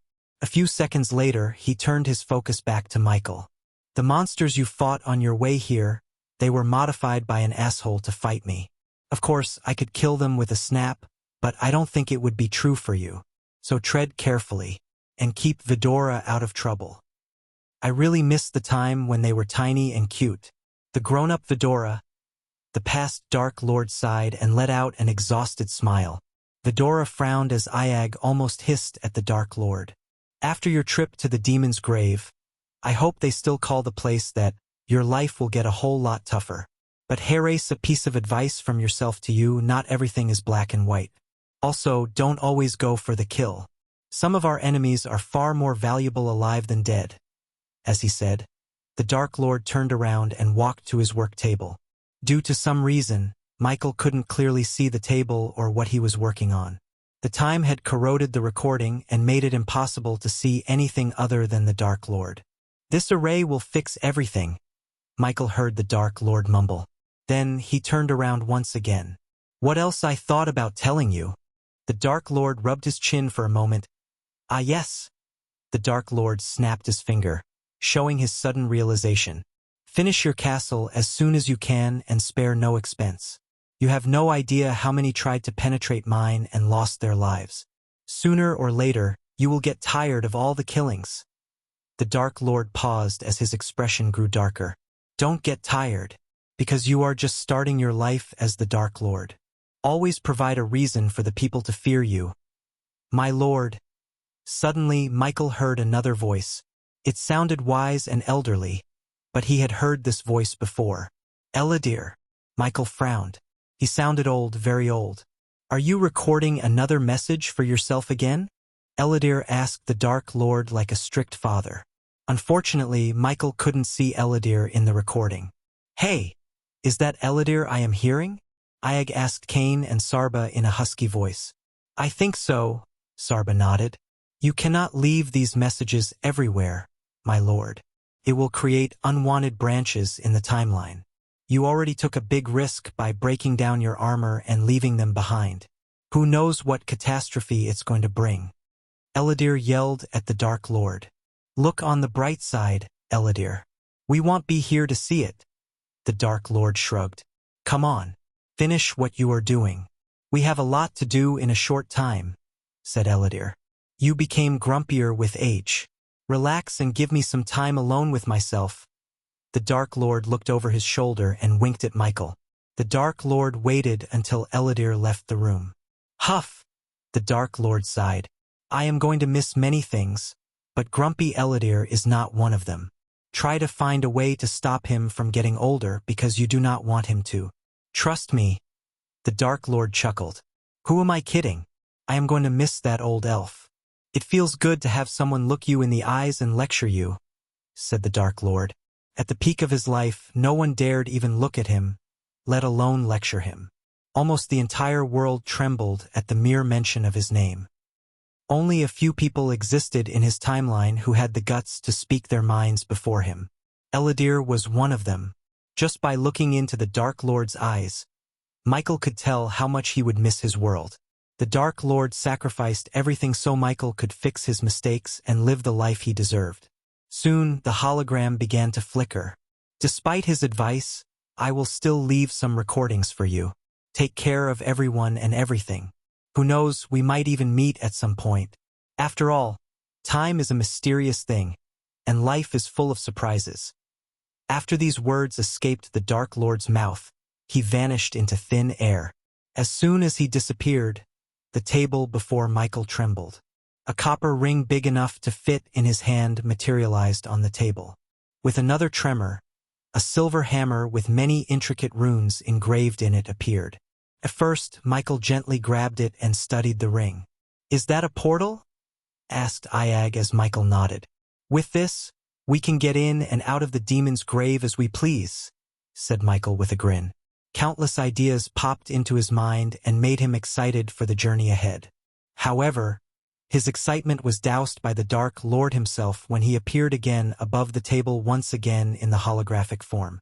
And forgot to tell you, the monsters in this realm aren't your typical XP farm. Every death makes someone I can't name strong. Don't make your enemies stronger, the Dark Lord warned Michael. Judging by the serious tone of his voice, Michael let go of the idea of farming experience points by killing the monsters here. What did he mean by XP farm? Sarba asked his siblings, but they seemed confused as a child lost in a parade. After warning Michael, the Dark Lord's figure completely vanished into thin air. The Dark Lord left Michael with more questions than answers. For instance, Michael wanted to know who created these monsters in the demon's grave, as well as how he would grow stronger with the death of each monster. The more time Michael spent in the realm, the more he realized there was more to this place than meets the eye. Finally, Michael took a deep breath and decided to clean the mess in the forge. Returning to the metal pipe, Michael sent a stream of dark flames and continued to melt the dark metal bars. Although he was focused on forging the swords and cleaning the forge, he couldn't help wondering about everything he had heard from the past Dark Lord. Michael lost track of time working the forge. While Vidora was asleep on the table, he continued to melt down the metal bars. After 2 days, to be exact, Michael saw the metal bars completely melt and take a liquid form. He covered his palms with dark flames and lifted up the cauldron with dark metal liquid inside. Sweat beads formed on his forehead as he slowly carried the cauldron to the table. When he reached the table, he slowly poured out the black liquid into the metal block with the sword-shaped hollow. The black liquid ran through the hollow, slowly taking the shape of a sword. After filling both metal blocks, Michael placed the cauldron on the floor. A typical blacksmith would wait for the liquid to harden, but Michael was anything but typical. Hence, he took out his Doombringer and summoned Frost to cool down the black liquid. The black liquid sizzled as tiny red lightning bolts cracked around the metal block. Somehow, the dark metal created these tiny lightning bolts. These lightning bolts crackled around the black liquid like tiny guardians. Michael focused the frost beam toward the black liquid, tempering the metal. Even with the frost beam, the black liquid took hours before slowly starting to harden. He then grabbed the hammer, preparing to douse the dark swords into hot lava and shape it up. Chapter 8:16. The dark swords. Several hours passed in a blink of an eye. At that moment, the forge was filled with the sound of a hammer hitting the metal. Michael was alone in the forge, peacefully forging his dark swords. Vidora was asleep after helping Michael clean up the forge. After Michael spent hours sweeping the floor, cleaning up the walls, and destroying all the rusted metal works, the forge looked pristine. Almost all the tools needed to forge powerful weapons and armor were readily available in the forge except for ores and some other materials. Standing before the anvil, Michael raised his hammer and brought it down on the black sword. His muscles twitched and bulged up as he kept hitting the sword with the hammer. Michael was drenched in sweat as he looked like he had just bathed. Even after the dark metal cooled down, it radiated a strange heat that was powerful enough to melt a man's skin. Usually, a heated sword would be submerged in oil or water in some situations. On the contrary, Michael had molten lava in one metal barrel and bone-chilling ice created by the ancient ice core in another. The dark sword was slowly taking the shape Michael wanted it to. Its surface was crimson red after being hit by the hammer repeatedly. Finally, Michael raised the sword and submerged it in the lava. The sword remained submerged in lava for a while until Michael couldn't hold it by the end. His palms were bloody red due to the heat. When he took out the dark sword, hot lava oozed out from its surface. Michael immediately submerged the sword again in the frost beside the lava. The ice sizzled, turning into vapor because of the intense heat. As soon as he put the sword in the ice, countless tiny crimson-red lightning bolts crackled around the dark sword. "Few more hours to go," Michael mumbled under his breath before taking out the second sword and repeating the same process. As though nature itself had sensed the birth of dark swords, the sky above the mountain darkened. Unknown to Michael, a lightning storm was raging outside. As a result, the monsters outside were terrified to the core. The demon's grave had never seen heavy rain or a storm in thousands of years. But at that moment, the storm raged outside, along with hundreds of lightning bolts striking the realm from above. Michael paid no attention to the weather outside. Ayag slowly opened her eyes to the sound of rumbling thunder.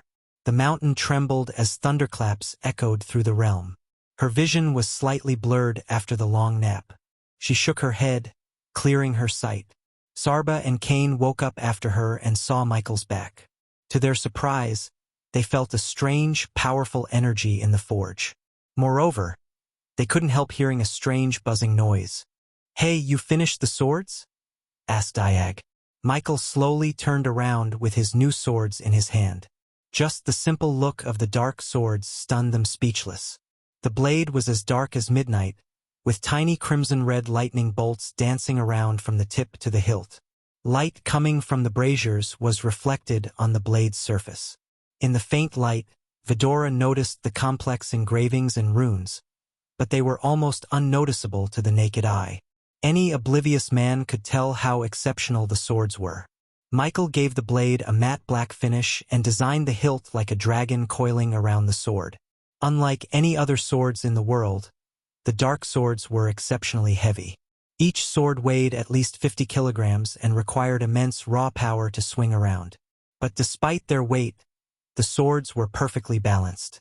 The swords were black from top to bottom except for the hilt, where the dragons had a tinge of redness, and their eyes glimmered icy blue due to the use of an ancient ice core. If the swords were not dashing enough, the lightning bolts crackling around the blade added an extra layer of beauty to them. "Let us see how sharp they are," Ayag asked curiously as Michael turned his gaze to the barrel with hot lava inside. He swung the dark sword across the barrel. When he swung the sword, the crackling noise sounded louder. Then nothing happened for a second. Ayag frowned, but soon, half of the metal barrel slid down from its lower half. Michael felt no resistance from the metal barrel. To be honest, he didn't even feel cutting the metal barrel. The dark sword went through the metal barrel like a hot knife through very soft butter. Wow! Even Cain was surprised by the dark swords. "Just need to put a summoning rune on them when we return home," said Michael, swinging the swords in the air. Michael finally put the dark swords into the sheaths on his back. They formed an X on his back. This way, he could unsheath them faster than from the sheaths hanging on his waists. Plus, it would look cooler. With his dark swords finished, he could finally venture deep into the realm. He threw a final look at the forge and prepared to leave the place. "What do you say we take these babies for a trial run?" asked Michael as Vidroa bobbed their heads up and down enthusiastically. Michael exited the forge through the corridor he came in the first place. Eventually, he reached the mountaintop and stood on the edge, looking at the realm before him. The sky was alive as heavy rain crashed furiously to the ground. Ancient trees in the distance toppled, Lightning shattered the sky, and thunder shook the ground. Rain began to pour furiously, and monstrous tornadoes littered the realm. This storm was the worst Michael had ever seen. Rain fell like bullets, destroying anything and everything in its path. Out of nowhere, a loud thunderclap resonated in the sky. Michael stood there on edge, a step away from falling down. Due to the intense heat coming from the boiling lava, the droplets were vaporized before they could even reach the lava. Still, the vapor created a thick white mist around Mount Hades. "Look!" Iag pointed at the horizon as Michael saw a giant bat flying in his direction. As though the dark swords had sensed the threat, they produced more lightning bolts. These bolts crackled around the sheath as well as Michael. Cracking his neck, Michael took a step forward, dropping down from the mountain.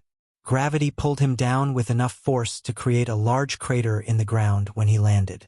If someone else fell from the mountain, their bones would have shattered to pieces, and their body would have turned into bloody mush. But Michael comfortably landed on his feet. He slowly walked forward as the bat flew closer and closer to Michael. The bat was at a half-immortal stage, several times stronger than the bat he fought outside the demon's grave. Michael unsheathed his dark swords and waited for the bat to attack him. The bat was big enough to cast a large shadow on the ground. When it flew closer to him, Michael heard a strange noise coming from its mouth. He stood still as the bat dived down to rip him apart with its claws. Finally, the bat was just a few meters away from Michael's head. In a blink of an eye, Michael threw the dark sword at the bat. The sword soared through the air like a bullet and went straight through the bat's chest. Blood splattered on the ground as the bat had a hole in its chest. The sword went clean through its chest and came outside. The bat roared in pain before crashing down to the ground. Screaming in pain, the bat flapped its wings frantically. But no matter how hard it tried to fly away, the bat simply couldn't. The dark sword penetrated its very heart. Vidora snickered at the bat as the bat roared with its eyes burning with pain and rage. Then Vidora flew away to pick up the dark sword Michael threw, while Michael made his way to the bat with the second dark sword in his hand. The bat crawled backward in fear. "TSK, TSK, TSK." Michael showed his disapproval of the bat's actions by shaking his head. The bat could have avoided death if it chose to fly the other way. Although the past Dark Lord warned him about killing the monsters recklessly, he would not let go of those who attacked him alive. Since the bat tried to kill him, it was only fair that he returned the favor. By the time Michael was just an arm-reaching distance from the bat, Vidora had returned to him carrying his other sword in its legs. The bat groaned as Michael pressed its claws under his feet. When Michael clenched the swords tighter, the engravings on the blade lit up. He just swung the dark swords as the bat's head flew off of its shoulder. Ding! Congratulations to the host for killing a half-immortal stage level 4 monster. The reward is 1 million experience points and 25,000 badass points. Michael heard the system in his head. These dark swords were powerful enough to kill any immortals. They didn't need to be infused with an immortal bone like a typical immortal killing weapon. It took Michael only one swing to cut the bat's head clean off. Without its head, the bat's body violently twitched, splashing blood all over the place. Only then did Michael realize how powerful his swords were. He regretted not forging them way earlier. With these swords, his battle prowess shot through the roof. Vidora was stunned to see the dead bat on the ground.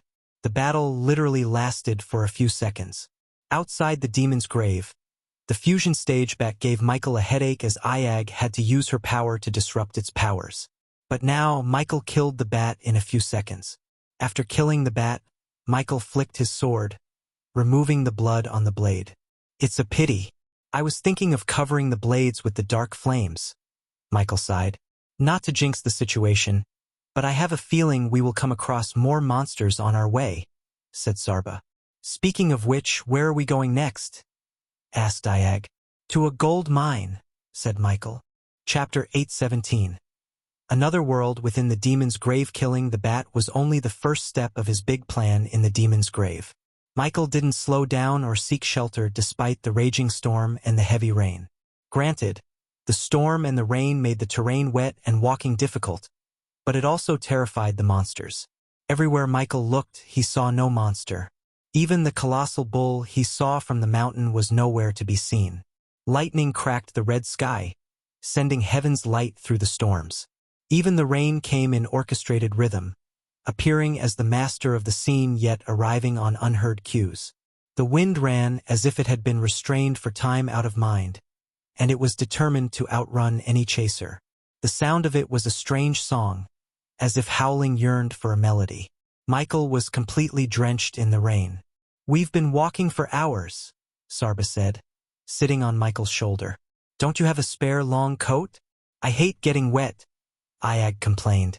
As she said, Michael wore nothing to cover his upper body except the sheath on his back. In his deep thinking, Michael didn't hear Ayag and Sarba.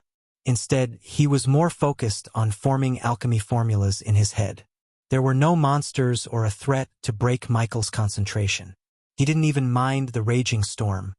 "He's not listening to us, is he?" asked Ayag as Kane shook his head. Michael crossed the meadows after almost 5 hours and saw a lake in the distance. Michael's destination was deep within the lake, according to the system. Thanks to his alchemist profession, Michael concocted a pill that enabled him to breathe underwater. If it wasn't for the high pressure under the lake, he could have used his mask. Since it wasn't the case, Msail had to connect this pill using extremely rare herbs from his herbal garden in the Sunrise sect. Even in an eerie place like the Demon's Grave, the lake glistened like a ruby under the red sky. In that land of creeping beauty lay a disk of brightest red. The lake was brighter than the colors of one's dreams. It was the minerals of the glacier that shone cyan, turquoise, and ruby red. Like a mirror on the wall, it was oval and flat. The surface was forever guarded against the winds by the crown of barren hills around. At the edge, the land met and carried right on as a perfect reflection. Looking up into the sky and down into the water was just the same. Although Michael sensed several monsters around him, none dared to attack him. Michael had a feeling the red lightning bolts around the dark swords had something to do with it. As usual, he asked the system about these lightning bolts but received no answer from it. Whenever the system went silent when he asked a question, it raised Michael's concern. For instance, the system gave no explanation or answers about the mysterious woman he met outside the Demon's Grave. Sometimes, Michael had to figure things out on his own without the system's help. "I hope you like getting wet," said Michael as Ayag rolled her eyes. "I just said I hate getting wet. You are a jerk, ghost." She bit Michael's ear. Nibbling Ayag's head, Michael walked closer and closer to the lake. With a flick of his wrist, Michael took out a sapphire blue pill and tossed it into his mouth. His muscles immediately ached, especially the back of his ears. It felt like someone was burning his skin with cigarettes. The pain lasted for a few minutes. Then, Vidora saw several gashes appearing behind his ears. Without wasting any time, Michael dived into the lake, swimming deeper and deeper. As his body moved through the clear water, he was surprised to see the golden sand and the sight around him. The first thing that caught his eye was the variety of sea life. Hundreds of fishes in every color of the rainbow and more swam past him without fearing him. Some big fishes floated lazily as others disappeared with a flick of a bright fin. For a lake in a demon's grave, it was artistic, to say the least. Luckily, Vidora didn't need any pill or potion to breathe underwater. They swam along with Michael like expert swimmers. As they were following Michael, their attention turned to the expanse of a coral reef that stretched as far as one could see. They blanketed the golden sand like a colorful bed sheet. Surprisingly, everything underwater was full of color and life. The red light coming from the dark swords illuminated the closest section of the reef, highlighting a formation of corals. Each section of coral was beautifully formed, but none was quite like any other. Michael was tempted to harvest some and put them in the lake near the castle.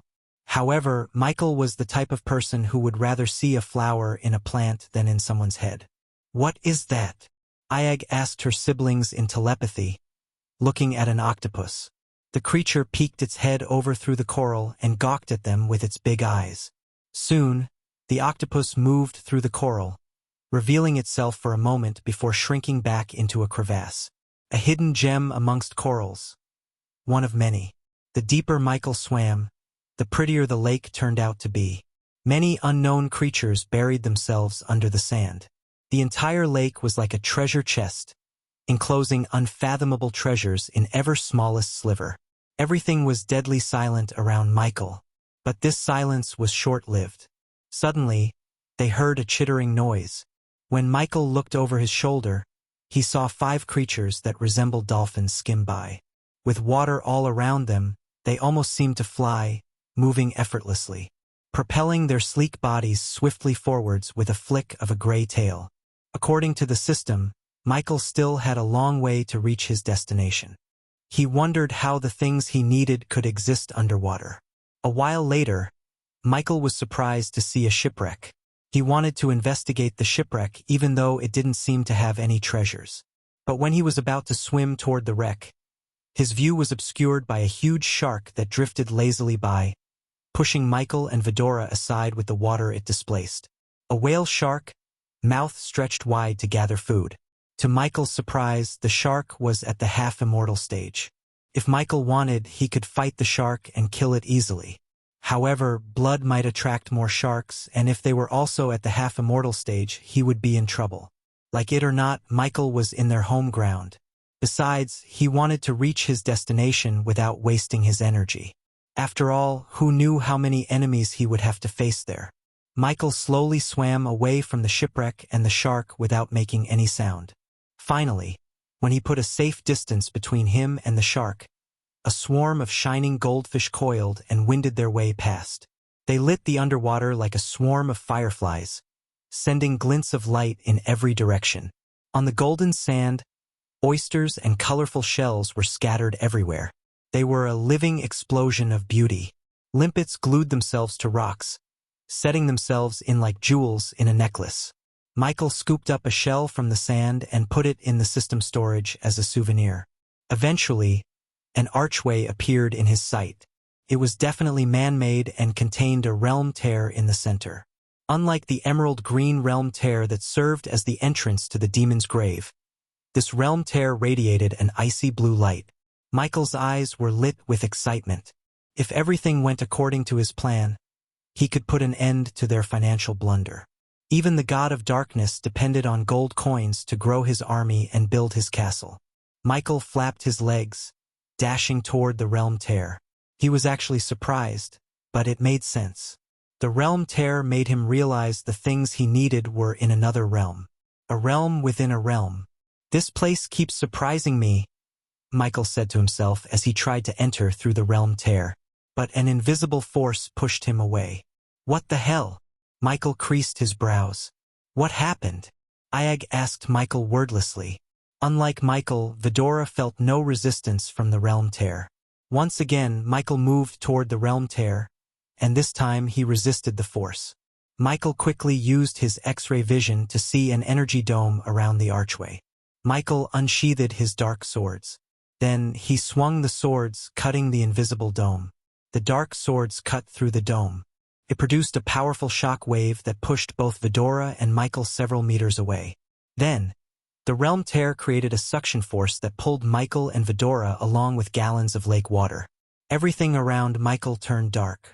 But before he disappeared into the realm tear, he caught Vidora and held them closer to his chest with one hand and the dark sword in the other. Lights out for Michael for a few minutes. Even his X-ray vision turned out to be useless. He felt like he was flying through space. At least the feeling was familiar. After an unknown amount of time, Michael was thrown onto a soft ground. He coughed up the blood and slowly opened his eyes. His eyes adjusted to the light. Everything looked blurry for a few moments. When Michael was finally able to see his surroundings, he was taken aback by surprise. He was on a mountain cliff, overlooking the massive cliffs and towering fjords that crept through the rainforest. Great scarves of cloud swirled around the blue sky. It was a primeval landscape, vast and forbidding. But this wasn't how Michael would describe the place. To him, this realm was magical, like a fairy tale land. The trees were alien, and most of the realm looked too cyan. There were waterfalls, rivers, and distant flocks of winged creatures. What is this place? Vidora asked Michael. They shared the same dumbfounded look on Michael's face. "That's weird," said Sarba. His gaze was locked on Michael's dark sword in his hand. When Michael looked at the sword, he saw no red lightning bolts. But that wasn't the only change Michael noticed. He couldn't feel any energy in the atmosphere. In other words, his cultivation power had betrayed him. Luckily, Michael could still access the system and use the arch energy crystals to power himself up. "Our god has appeared." Suddenly, Michael heard a thunderous voice in the distance. Somehow, Michael didn't think it was just a coincidence. Soon, a flock of winged creatures shot to the sky through the rainforest. They were on their way to Michael. Chapter 818. The Wood Elves and the World of Itnes. The world of Itnes was primitive and inhabited by a race called Zoralines. They were later named the Wood Elves by the Dark Lord. Although the world was affected by the time array when the Dark Lord reset the universe, there were still some remnants of the Dark Lord in Itnes. They worshipped him as their only god. Until 2 years ago, the Wood Elves lived peacefully without major wars. However, everything changed one day. The barrier that kept Itnes hidden from the outside world broke as the soldiers of Skyhall invaded their world and slaughtered thousands of Wood Elves. The Wood Elves fought the Skyhall army with primitive bows and arrows, while the Skyhall used high-powered weapons such as cannons, trebuchets, and wyverns. At that moment, Taskin, a young warrior from the forest tribe, was risking his life to steal medicine for the wounded villagers and his teammates back home. He was accompanied by his wife, Thilv, and 4 comrades. The Wood Elves called the Skyhall soldiers by the name demons since they brought death and destruction wherever they went. Like most of the Wood Elves, Taskin had coppery skin and hazel eyes. His hair was jet black with a hue of copper red. Compared to the elves and dark elves, Wood Elves were slightly taller and had pointier ears. Contrary to those elves, Wood Elves were kind and friendly.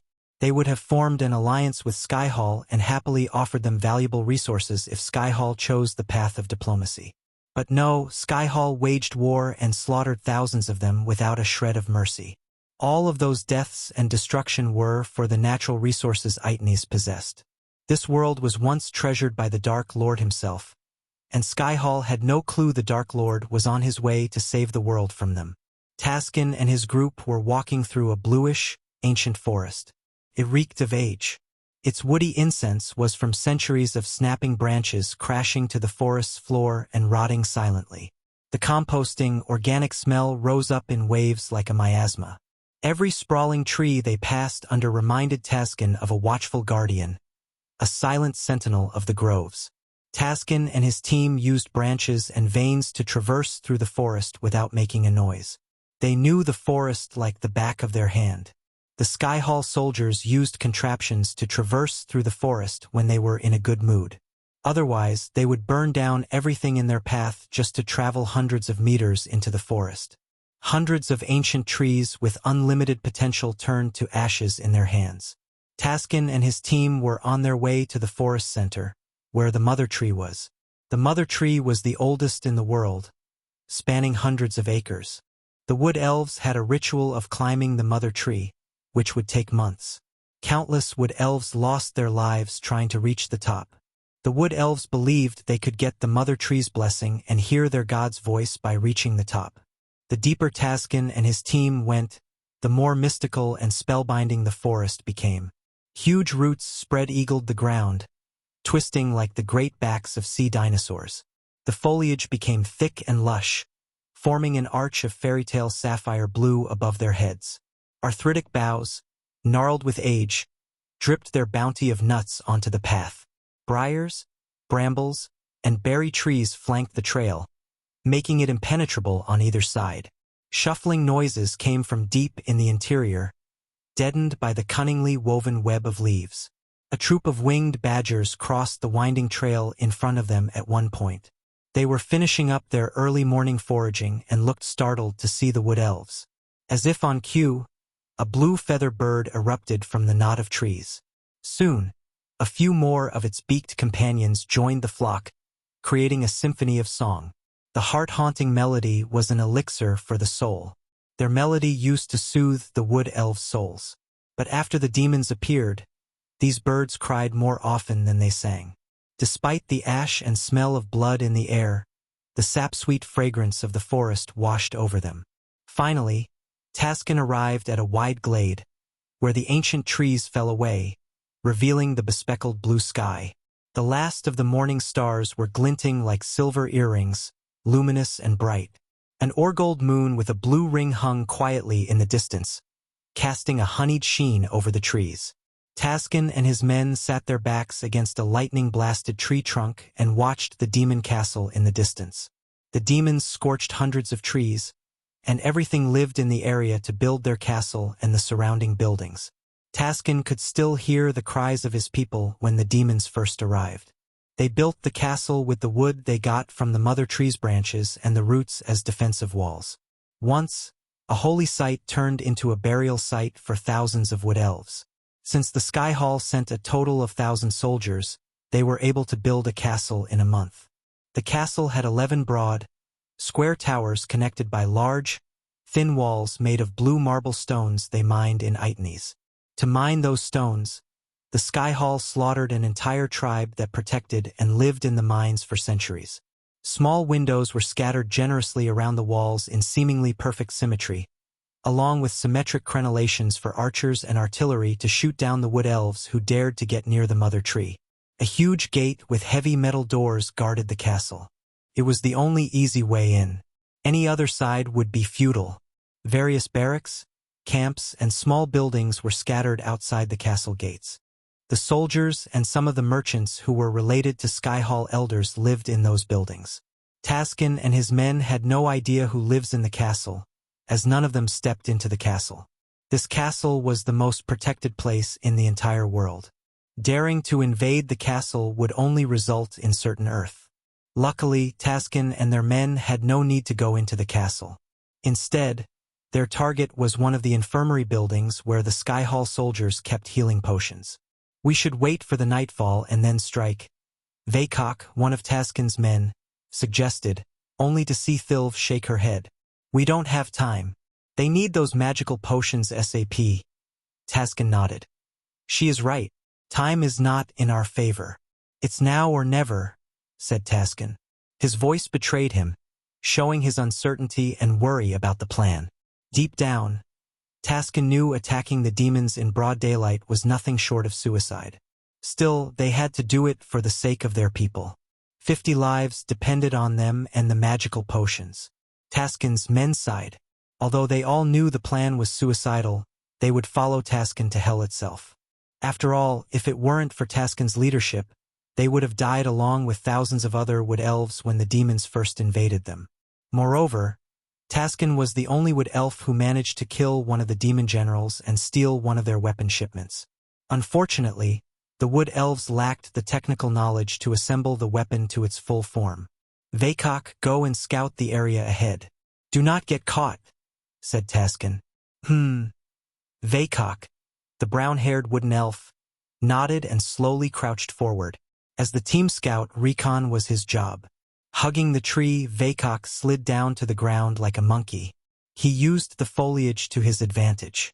But there was no foliage once he entered the castle land. The Sky Hall soldiers knew how the wood elves operated. Steel was the one and only advantage the wood elves had over them. Therefore, the Sky Hall soldiers cut down everything, including trees and bushes, around the castle. Vagabond used the huts and buildings to hide and walk around. He took a mental note of how many soldiers and the paths of their patrol. Meanwhile, Taskin, his wife, and the 3 other wood elves waited for Taskin to return. Suddenly, they heard a loud explosion near the castle. Black smoke rose through one of the castle towers. "By the name of the Dark Lord, what is that?" "Must be one of their new weapons." Thilv gritted her teeth. "Once the Dark Lord's blessing returns to our people, we will pay them back several folds," said Thilv. "No god came to our aid when they slaughtered our people, Thilv. If we want to change our fate, we have to fight for it," rebuked Taskin. "Do not speak like that, Taskin. We must pray to the Dark Lord when the time of our needs. He will definitely answer our prayers." Taskin did not want to argue with his wife. The Wood Elves were a God-fearing race that worshipped the Dark Lord for thousands of years. They didn't see him, but they worshipped his statues, which protected them for centuries.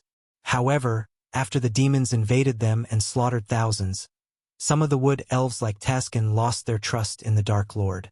One couldn't blame them for losing faith in a higher power after witnessing their race being pushed to the brink of extinction. Taskin had no faith in a god who didn't raise a finger against the demons, unlike his wife. Eventually, Vakok finished his recon and returned to them. 20 fully armored guards on the way to the infirmary, Vakok reported back to Taskin. Did you see the healing potions? Asked Thilv as Vakok nodded. But he didn't have any excitement or even the slightest joy in his eyes. Instead, Vakok seemed like something had affected him deeply. What did you see, Vakok? He is here, Taskin, said Vakok with a grave tone. His eyes contained fear and worry like never before. General Tar? Asked Taskin as the others looked terrified except for Thilv, whose eyes burned with rage and bloodlust. Reports said he was looking for something in the mines. Taskin creased his brows. This mission got a whole lot tougher with Tar being on the castle ground.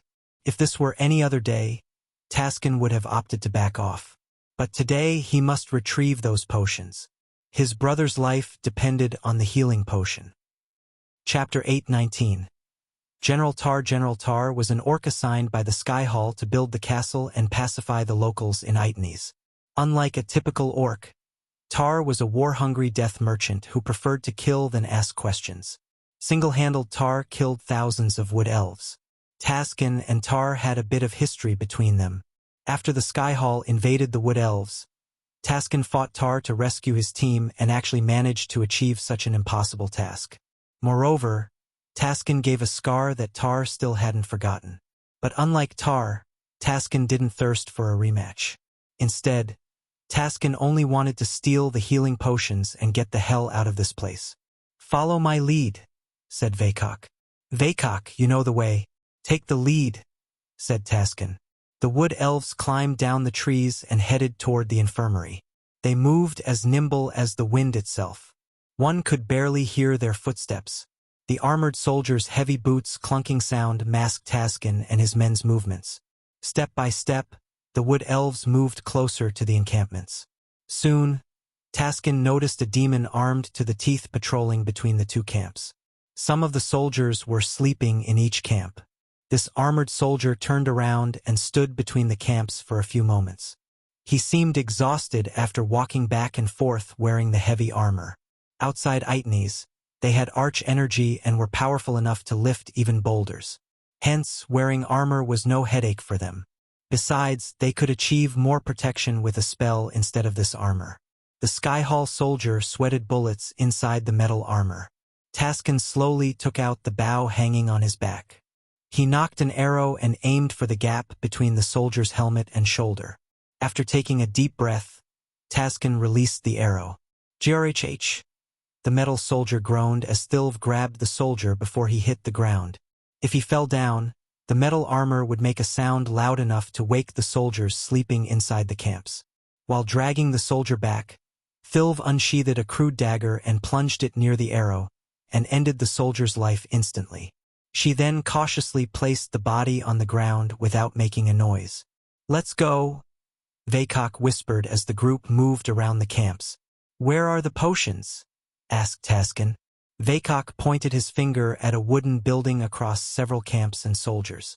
Fortunately, Vakok was able to sneak closer to the building using the tents as his cover. Since the Sky Hall soldiers patrolled the area like clockwork, Taskin and his men were confident enough to sneak past them. But the only complication was General Tar and his wolves.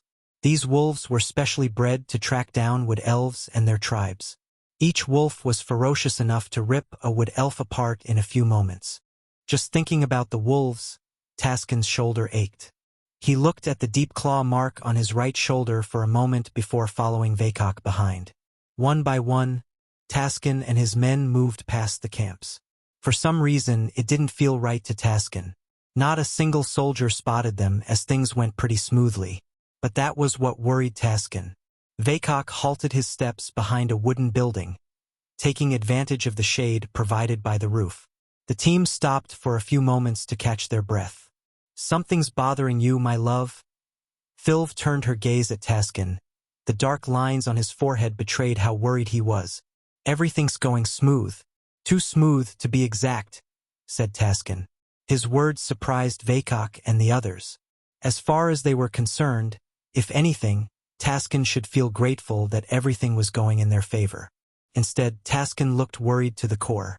Taskin sighed, looking at their confused faces. "Not to jinx things, but when was the last time everything went according to our plan?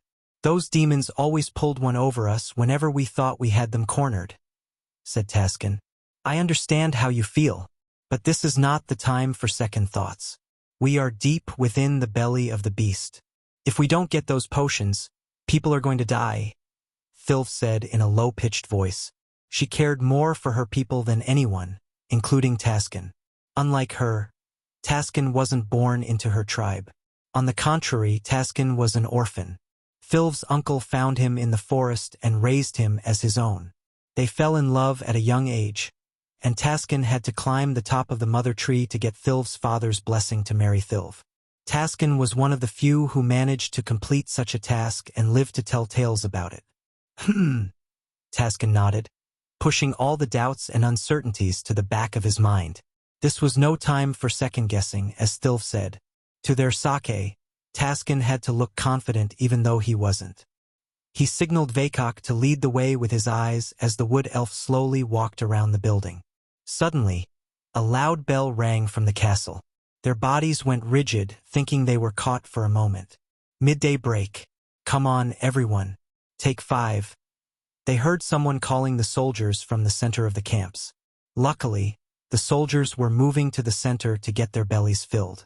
As a result, the patrol routes turned empty and gave Taskin and his men enough leeway to get into the infirmary, take the potions, and disappear into the forest without alerting Tar. At least that's what they planned. In a few minutes, almost every soldier in the area went to the center and formed a circle around a giant cauldron with boiling porridge in it. Meanwhile, the wood elves hastened their steps. They crouched toward the infirmary as fast as they could. Finally, they came to a wooden building with a board with a leaf symbol hanging above the door. Taskin slowly opened the door after looking back and forth. When the door slowly opened, they saw a couple of soldiers sleeping on white beds. These soldiers seemed pale, shivering and gritting their teeth as though they were in great pain. While Taskin's gaze was locked on the sick soldiers, Fylv and the others noticed the crate full of glistening green vials. "There it is!" Vakok closed the door behind them and pointed at the crate. "Let's take it and get the hell out of this place," another wood elf behind Fylv said. When Fylv was about to take a step toward the crate, Taskin stopped her by her wrist. "If they have the magical healing potions, why do these soldiers look sick?" asked Taskin. As much as the Fylv and the others wanted to take the healing potions and escape the place, Taskin's words made them wonder and think deeply about what he had just said. Vakok and the others creased their brows. They knew Taskin was right. These magical healing potions could cure anything, yet these soldiers looked anything but healthy. On top of that, the healing potions were right on the table, and the crate contained enough potions for all the soldiers in the room. Yet, for some reason, the demons chose not to give the potions to their comrades. "We can think about it when we get back to the tribe. Let's just take them and get the hell out of here." Vakok rushed Taskin. Seeing no other choice, Fylv quickly dashed to the crate and took it in her hand. On her way back, she wanted to kill the sick soldiers. But luckily for them, Fylv prioritized escaping the place over slitting their throats. Taskin turned around to leave the building. He threw one last gaze over his shoulder at the soldiers before opening the door. The moment he opened the door, Taskin's body went rigid. His heart almost jumped out of his chest. To their shock, General Tar was waiting outside to welcome them with his 5 gray wolves. General Tar was a brutish, aggressive, ugly, and malevolent orc, contrasting with the wood elves. He had several piercings all over his body and wore a necklace made of his enemy's ears. He held a heavy sword as tall as an average human on his shoulder. When General Tar saw Taskin and his team, he showed an ugly smile that really highlighted his blood-stained teeth and the tusks sticking out of his mouth. The gray wolves bore their teeth with their blue eyes glimmering with ferocity. They were one signal away from ripping Taskin and the others apart. Each wolf was 5 feet wide and tall as a wood elf's waist. Saliva trickled down their mouths as though Taskin and his men were juicy pieces of meat. To what do I owe the pleasure of this visit? General Tar had a perfect brutish voice for his monstrous body. He slowly ran his hand through the deep scar on his left cheek. Tar almost went blind in one eye. If Taskin swung the sword a few inches higher and Tar would have lost his left eye. Tar wore the scar as a symbol of shame. Until he could wash his face with Taskin's blood, Tar had no plans to rest easy. General Tar. Taskin stopped in front of his men, shielding them with his body. The soldiers behind Tar raised their swords and handheld crossbows at Taskin. Tar's men were in the number hundreds, while Taskin only had 5 men. No matter what strategy they used, there was no chance for them to win this battle. You gave me something to remember you by. It's only fair I return the favor. Don't you think so, men? General Tar asked. Yes, General. Tar's men shouted in unison as Tar brought down the heavy sword to the ground from his shoulder. It seems like our friends are here to take the healing potions meant for our men, said Tar. We can't have you take what's ours unless... Tar's words trailed. Unless what? Thilv snarled. Unless Taskin bests me in a duel, Tar said, looking Taskin in the eyes. But you always have the option to run away. In that case, my babies will be more than happy to give a chase. You have 3 seconds to decide. Tar raised 3 fingers. 1, 2, I accept. Taskin stepped forward, having no other choices. Outrunning the wolves and the soldiers was nothing but suicide. At least by fighting Tar, he could pull a surprise move on Tar that might let his wife escape the place. Chapter 8:20. Michael being a god. When Michael heard the echo in the distance, he was surprised. Soon, many figures riding winged beasts appeared on the horizon. These beasts resembled giant butterflies. Having no idea what was happening in the world, Michael remained on the hilltop, waiting for the figures to come to him. While they were flying toward him, Michael accessed the system storage and took out the cultivation device. After a long thought, Michael named these devices Olympus. He wore the Olympus around his wrist and willed the system to use the refined arch energy crystals in the storage. Olympus warmed up slightly as the black device tightened around his wrist. Soon, Michael felt a surge of energy within his body.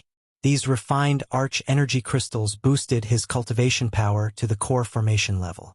In a world without energy, a core formation warrior would be a god. Eventually, the giant butterflies descended down to the hilltop, revealing their riders. To Michael's surprise, those who rode the butterflies looked similar to the elves, but had brownish skin and pointier ears. Furthermore, they looked primitive. The men wore a piece of a dress made of various leaves around their wrists, covering their manhood, while the women wore leaves covering their breasts and womanhood. Still, the dress made of leaves barely covered them. Even the bows and arrows they had looked ancient and primal. As soon as the wood elves saw Michael, they screamed and raised their hands to the sky. Their eyes were filled with disbelief and shock. They quickly jumped to the mountaintop from the mount and knelt before Michael. Michael saw them knocking their heads against the ground like they were asking for forgiveness. "This isn't the welcome I expected," Sarba whispered. Michael shared the same thought. The wood elves bent their knees and went on with the ground. They didn't even dare to look him in the eyes. He turned his gaze to the elder elf, who wore some kind of hat with feathers and held a staff. With a hunchback and a staff to hold his body straight, the old elf looked like a typical village elder who was wise and old. "Dark Lord," the old elf's voice stuttered. It was not because of his old age, but because of the respect and fear he had toward the Dark Lord. The old man trembled even to raise his head before Michael. At that moment, almost 30 wood elves and their mountains knelt before Michael, waiting for him to speak. Since Michael was caught off guard by the god thing in another world, it took him a few moments to find his next words. Never in a million years did Michael think he would find an entirely new world with elves who worship him as their god. "All right, everyone, stand up," Michael ordered them. The village elder and the other wood elves almost immediately rose to their feet as though they were programmed to obey every one of his commands. Tears gushed out of the village elder's eyes. Even some of the male wood elves sobbed with joy and delight. But deep within their eyes, Michael saw the desperation for help. Some of the elves had deep scars and wounds still covered with green paste. Those marks were perfectly straight, like a sword cut or a spear slash. Michael knew without a doubt that these elves were fighting someone. Judging by their weapons and clothes, anyone with a sword and better armor could slaughter these elves. So unless the elves were fighting unarmed goblins, they had no chance of winning the fight. The old elf tried to remain straight with the help of his staff. "I knew you would answer our prayers, Dark Lord," the old elf said, sobbing uncontrollably. Tears gushed out of the old elf's eyes. Michael pretty much had no idea what was happening. But he took a deep breath and decided to deal with the wood elves, who seemed to worship him with every fiber of their bodies. Even the members of his dark army didn't look as loyal and faithful as these wood elves. Suddenly, Michael heard a thunderous scream in the distance. Suddenly, a red smoke rose to the sky through the forest. The place where the red smoke was coming from was the same place these elves came from. "What is that?" asked Michael, moving his gaze to the red smoke in the distance. "Call for help, Dark Lord," the old elf answered. Intense fear glistened in his old eyes. "We should try helping them. These elves seem desperate," Iag whispered in Michael's ears. Among the three heads, Iag was the least merciful one. But even she felt pity for the elves and wanted to help them. Michael was not going to ignore them when they seemed to worship him as a god. They were like the Dark Army, only more loyal and faithful. "Then I should answer the call for help." Michael slowly ascended into the air as the elves gasped in shock. Their faces went pale. The village elder looked like he was about to have a heart attack. "Lead the way," said Michael, hovering in the air. It took a few moments for the elves to snap back to reality. Then, they climbed onto their mounts and flew toward the red smoke. On their way, they stared at Michael with awe and disbelief. Their expressions were beyond words. On the other hand, Michael was in love with this new world. Everywhere he turned, he saw lush forests with magical birds and sapphire blue trees that glowed like neon lights. The air smelled fresher than any other cultivation continent. Magical was the word that appeared in his mind when looking at the world. The golden butterflies flew through the air like fancy kites. The butterfly with the elder on top flew relatively close to Michael, and eventually, a cozy village built on top of the trees appeared in Michael's sight. Michael was in awe, wondering how these elves managed to build a village around the trees above the ground. The tree houses he saw when he visited the Dark Elves were a far cry from this village. Through the giant blue trees, Michael vaguely saw a giant wooden pillar where the wood elves gathered around. The source of this content is NOV/L/bin/. Net little wood elves bounced up and down, waving their hands, seeing the butterflies in the air. The grown-ups, however, looked tense and clenched their hands together against their chests. They were praying for their god to return. Through the canopy, Michael descended to the ground. Countless wood elves gasped and cried out loud. Just like the village elder and the wood elves accompanied him, the villagers dropped to their knees immediately after seeing Michael. "Our God has answered our prayers. We are saved. Dark Lord," the villagers shouted out loud. Looking at them, Michael couldn't help wondering how they quickly identified him as their god. But he soon got his answer when Sarba asked him to turn around. "You should see this," Michael heard Sarba's startled voice. As he slowly turned around, he saw a wooden carving of a man in the tall wood pillar. Although the features were not precise, he resembled Michael. The two swords on his back and the hydra on his shoulder were dead giveaway. He turned his back on the wood elves and stared at the wood carving for a few minutes. The wood elves didn't dare to utter a word. As a result, silence returned to the place. Strangely, the carving's eyes were radiating a dim light. When he looked closer into the eyes, Michael noticed a rune in each eye. It was so tiny that an average human or a wood elf wouldn't notice. Finally, Michael turned around to greet the wood elves and hear why they called for help. "You?" Michael's gaze swept across the wood elves and landed on the village elder. The village elder raised his head to look Michael in the eyes. "Stand up," said Michael. "What's your name?" Michael asked the elder. "Karat, Dark Lord." The village elder answered with the utmost respect and reverence toward Michael. Michael nodded, flicking his wrist as the throne made of skulls and bones materialized behind Michael.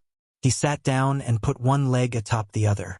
The wood elves were once again startled by a simple act such as this. To the wood elves who grew up without arch energy or cultivation, everything Michael did was nothing short of a miracle. "Now tell me why you called for help," Michael asked Karat.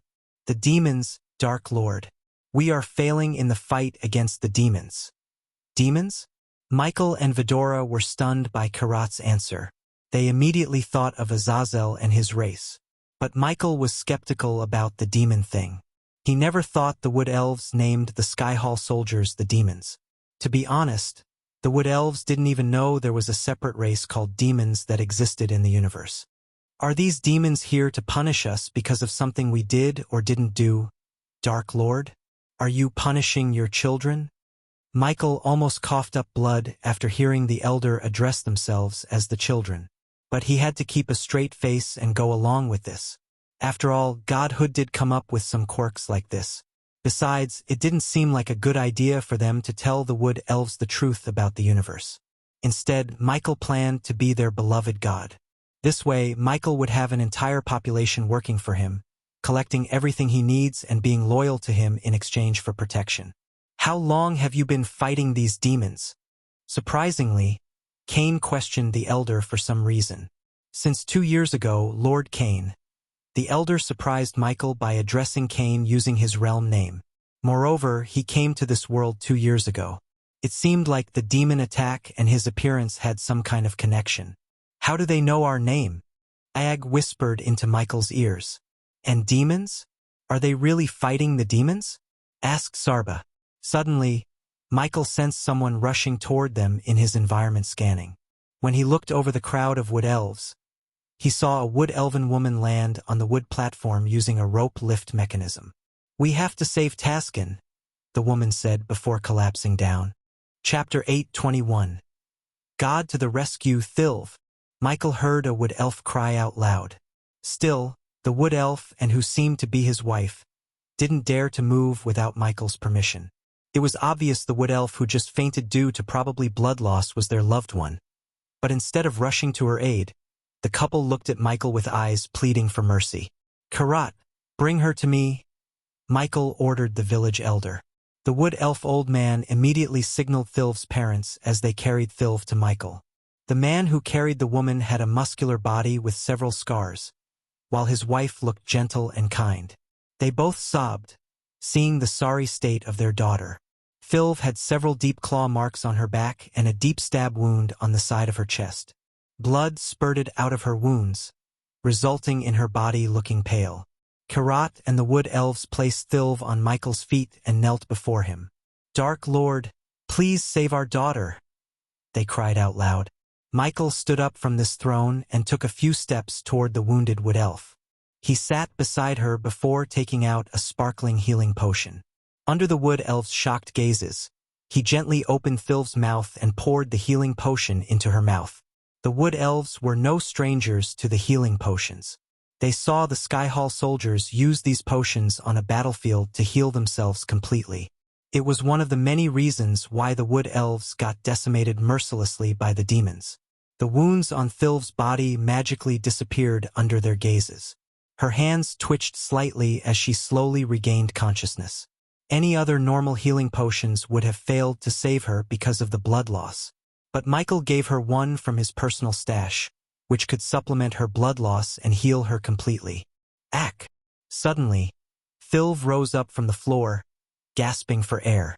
It took her vision a few seconds to adjust to the new sight. When everything cleared up, she saw a strange face looking at her. She immediately tried to crawl back and reach for her dagger in utter shock. But Karat and her parents grabbed her by her hands. "Thilv! Thank the Dark Lord." The source of this content is nov/l/bin/net. My precious. Phil's mother and father embraced her tightly as the entire tribe looked stunned by Michael's mercy.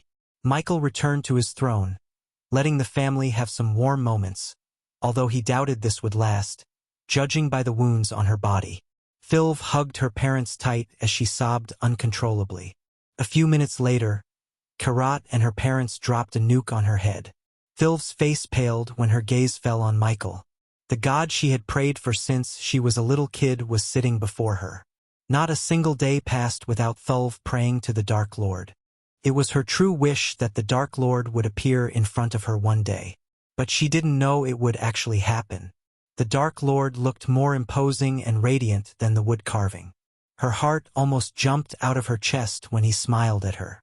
As much as Thulv wanted to grab his feet and cry out loud, she didn't have time to do so. Taskin was fighting Tar as they spoke. He and her comrades risked their life so she could escape. Realization hit her as the Dark Lord may be the only person who could save her husband. Hence, she dashed at the Dark Lord and dropped to her knees before Michael. She looked up with her hands clenched against her chest. "Please save my husband, Dark Lord." Michael guessed she might put a request like that after he saw the wounds. Luckily for the Wood Elves, Michael decided to help them. Plus, he was curious to see these demons they talked about. These people had been worshipping him, so the least he could do was help them get some peace. Besides, he felt like it was his duty to protect these people. Perhaps it was their loyalty or the fact they worshipped him, but he wanted to help them. Michael unsheathed a dark sword as the Wood Elves took a step back. They trembled at the sight of Michael's black sword. He dropped it to the ground and rose from his throne. Phil still remained at his feet, begging for his help. He stepped on the sword and turned his gaze down on her. "Step onto the sword and hold my hand tight." At first, Phil was confused but eventually did as she was told. After all, she had no time to waste, and her god had ordered her to climb on the sword. "Dark Lord, please allow us to accompany you," said Karat, only to see Michael shake his head. "No need. I will be back soon." As he said, the black sword slowly ascended into the air, carrying Michael and Phil. But before Michael could shoot into the air, Vidora made a request to Michael. "We'd like to stay with the villagers." Although Michael was surprised, he didn't see any harm in leaving Vidora with the Wood Elves. Michael nodded as Vidora jumped back to his throne. After leaving Vidora on the throne, Michael flew straight through the canopy to the sky. Phil let out a squeal as she grabbed Michael's hands tight. When he rose to the air, Michael saw a colossal tree in the distance. Even the giant bull he saw in the demon's grave would look small in front of this tree. The black smoke rising from the ground near the tree and the castle looked out of place to Michael. Even from afar, Michael could smell the metal and pollution in the air. For a few moments, Michael stopped flying and looked around the world. His blood boiled when he saw countless forest fires and dark smoke rising to the sky.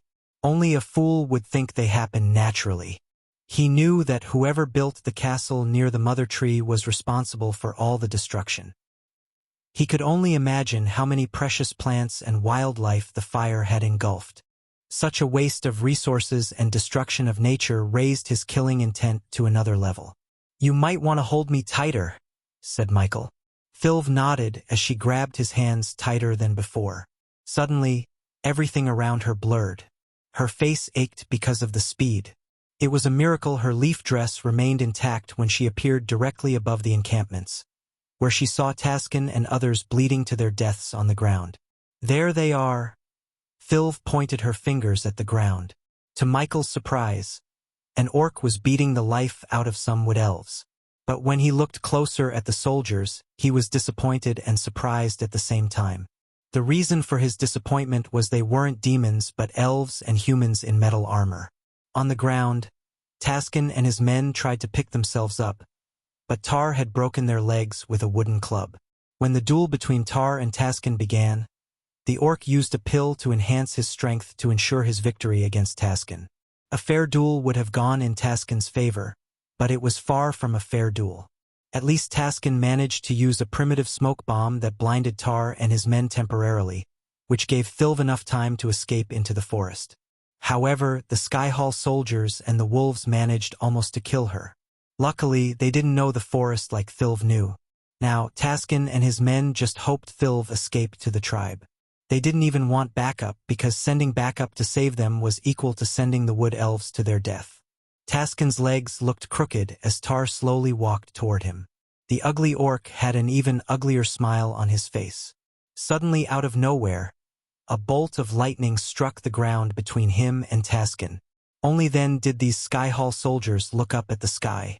When they realized what just had happened, Michael landed on the ground, creating a shock wave that sent the orc flying away. The Sky Hall soldiers were terrified as the dark sword slowly descended to the ground carrying Thilv. "Give these to them." Michael threw a bunch of healing potions to Thilv like they were candies. "Taskin!" she cried out loud as she dashed at Taskin. His face was swollen and almost unrecognizable. Because she was with the Dark Lord, Thilv had no fear in her heart. Meanwhile, the Sky Hall soldiers looked tense.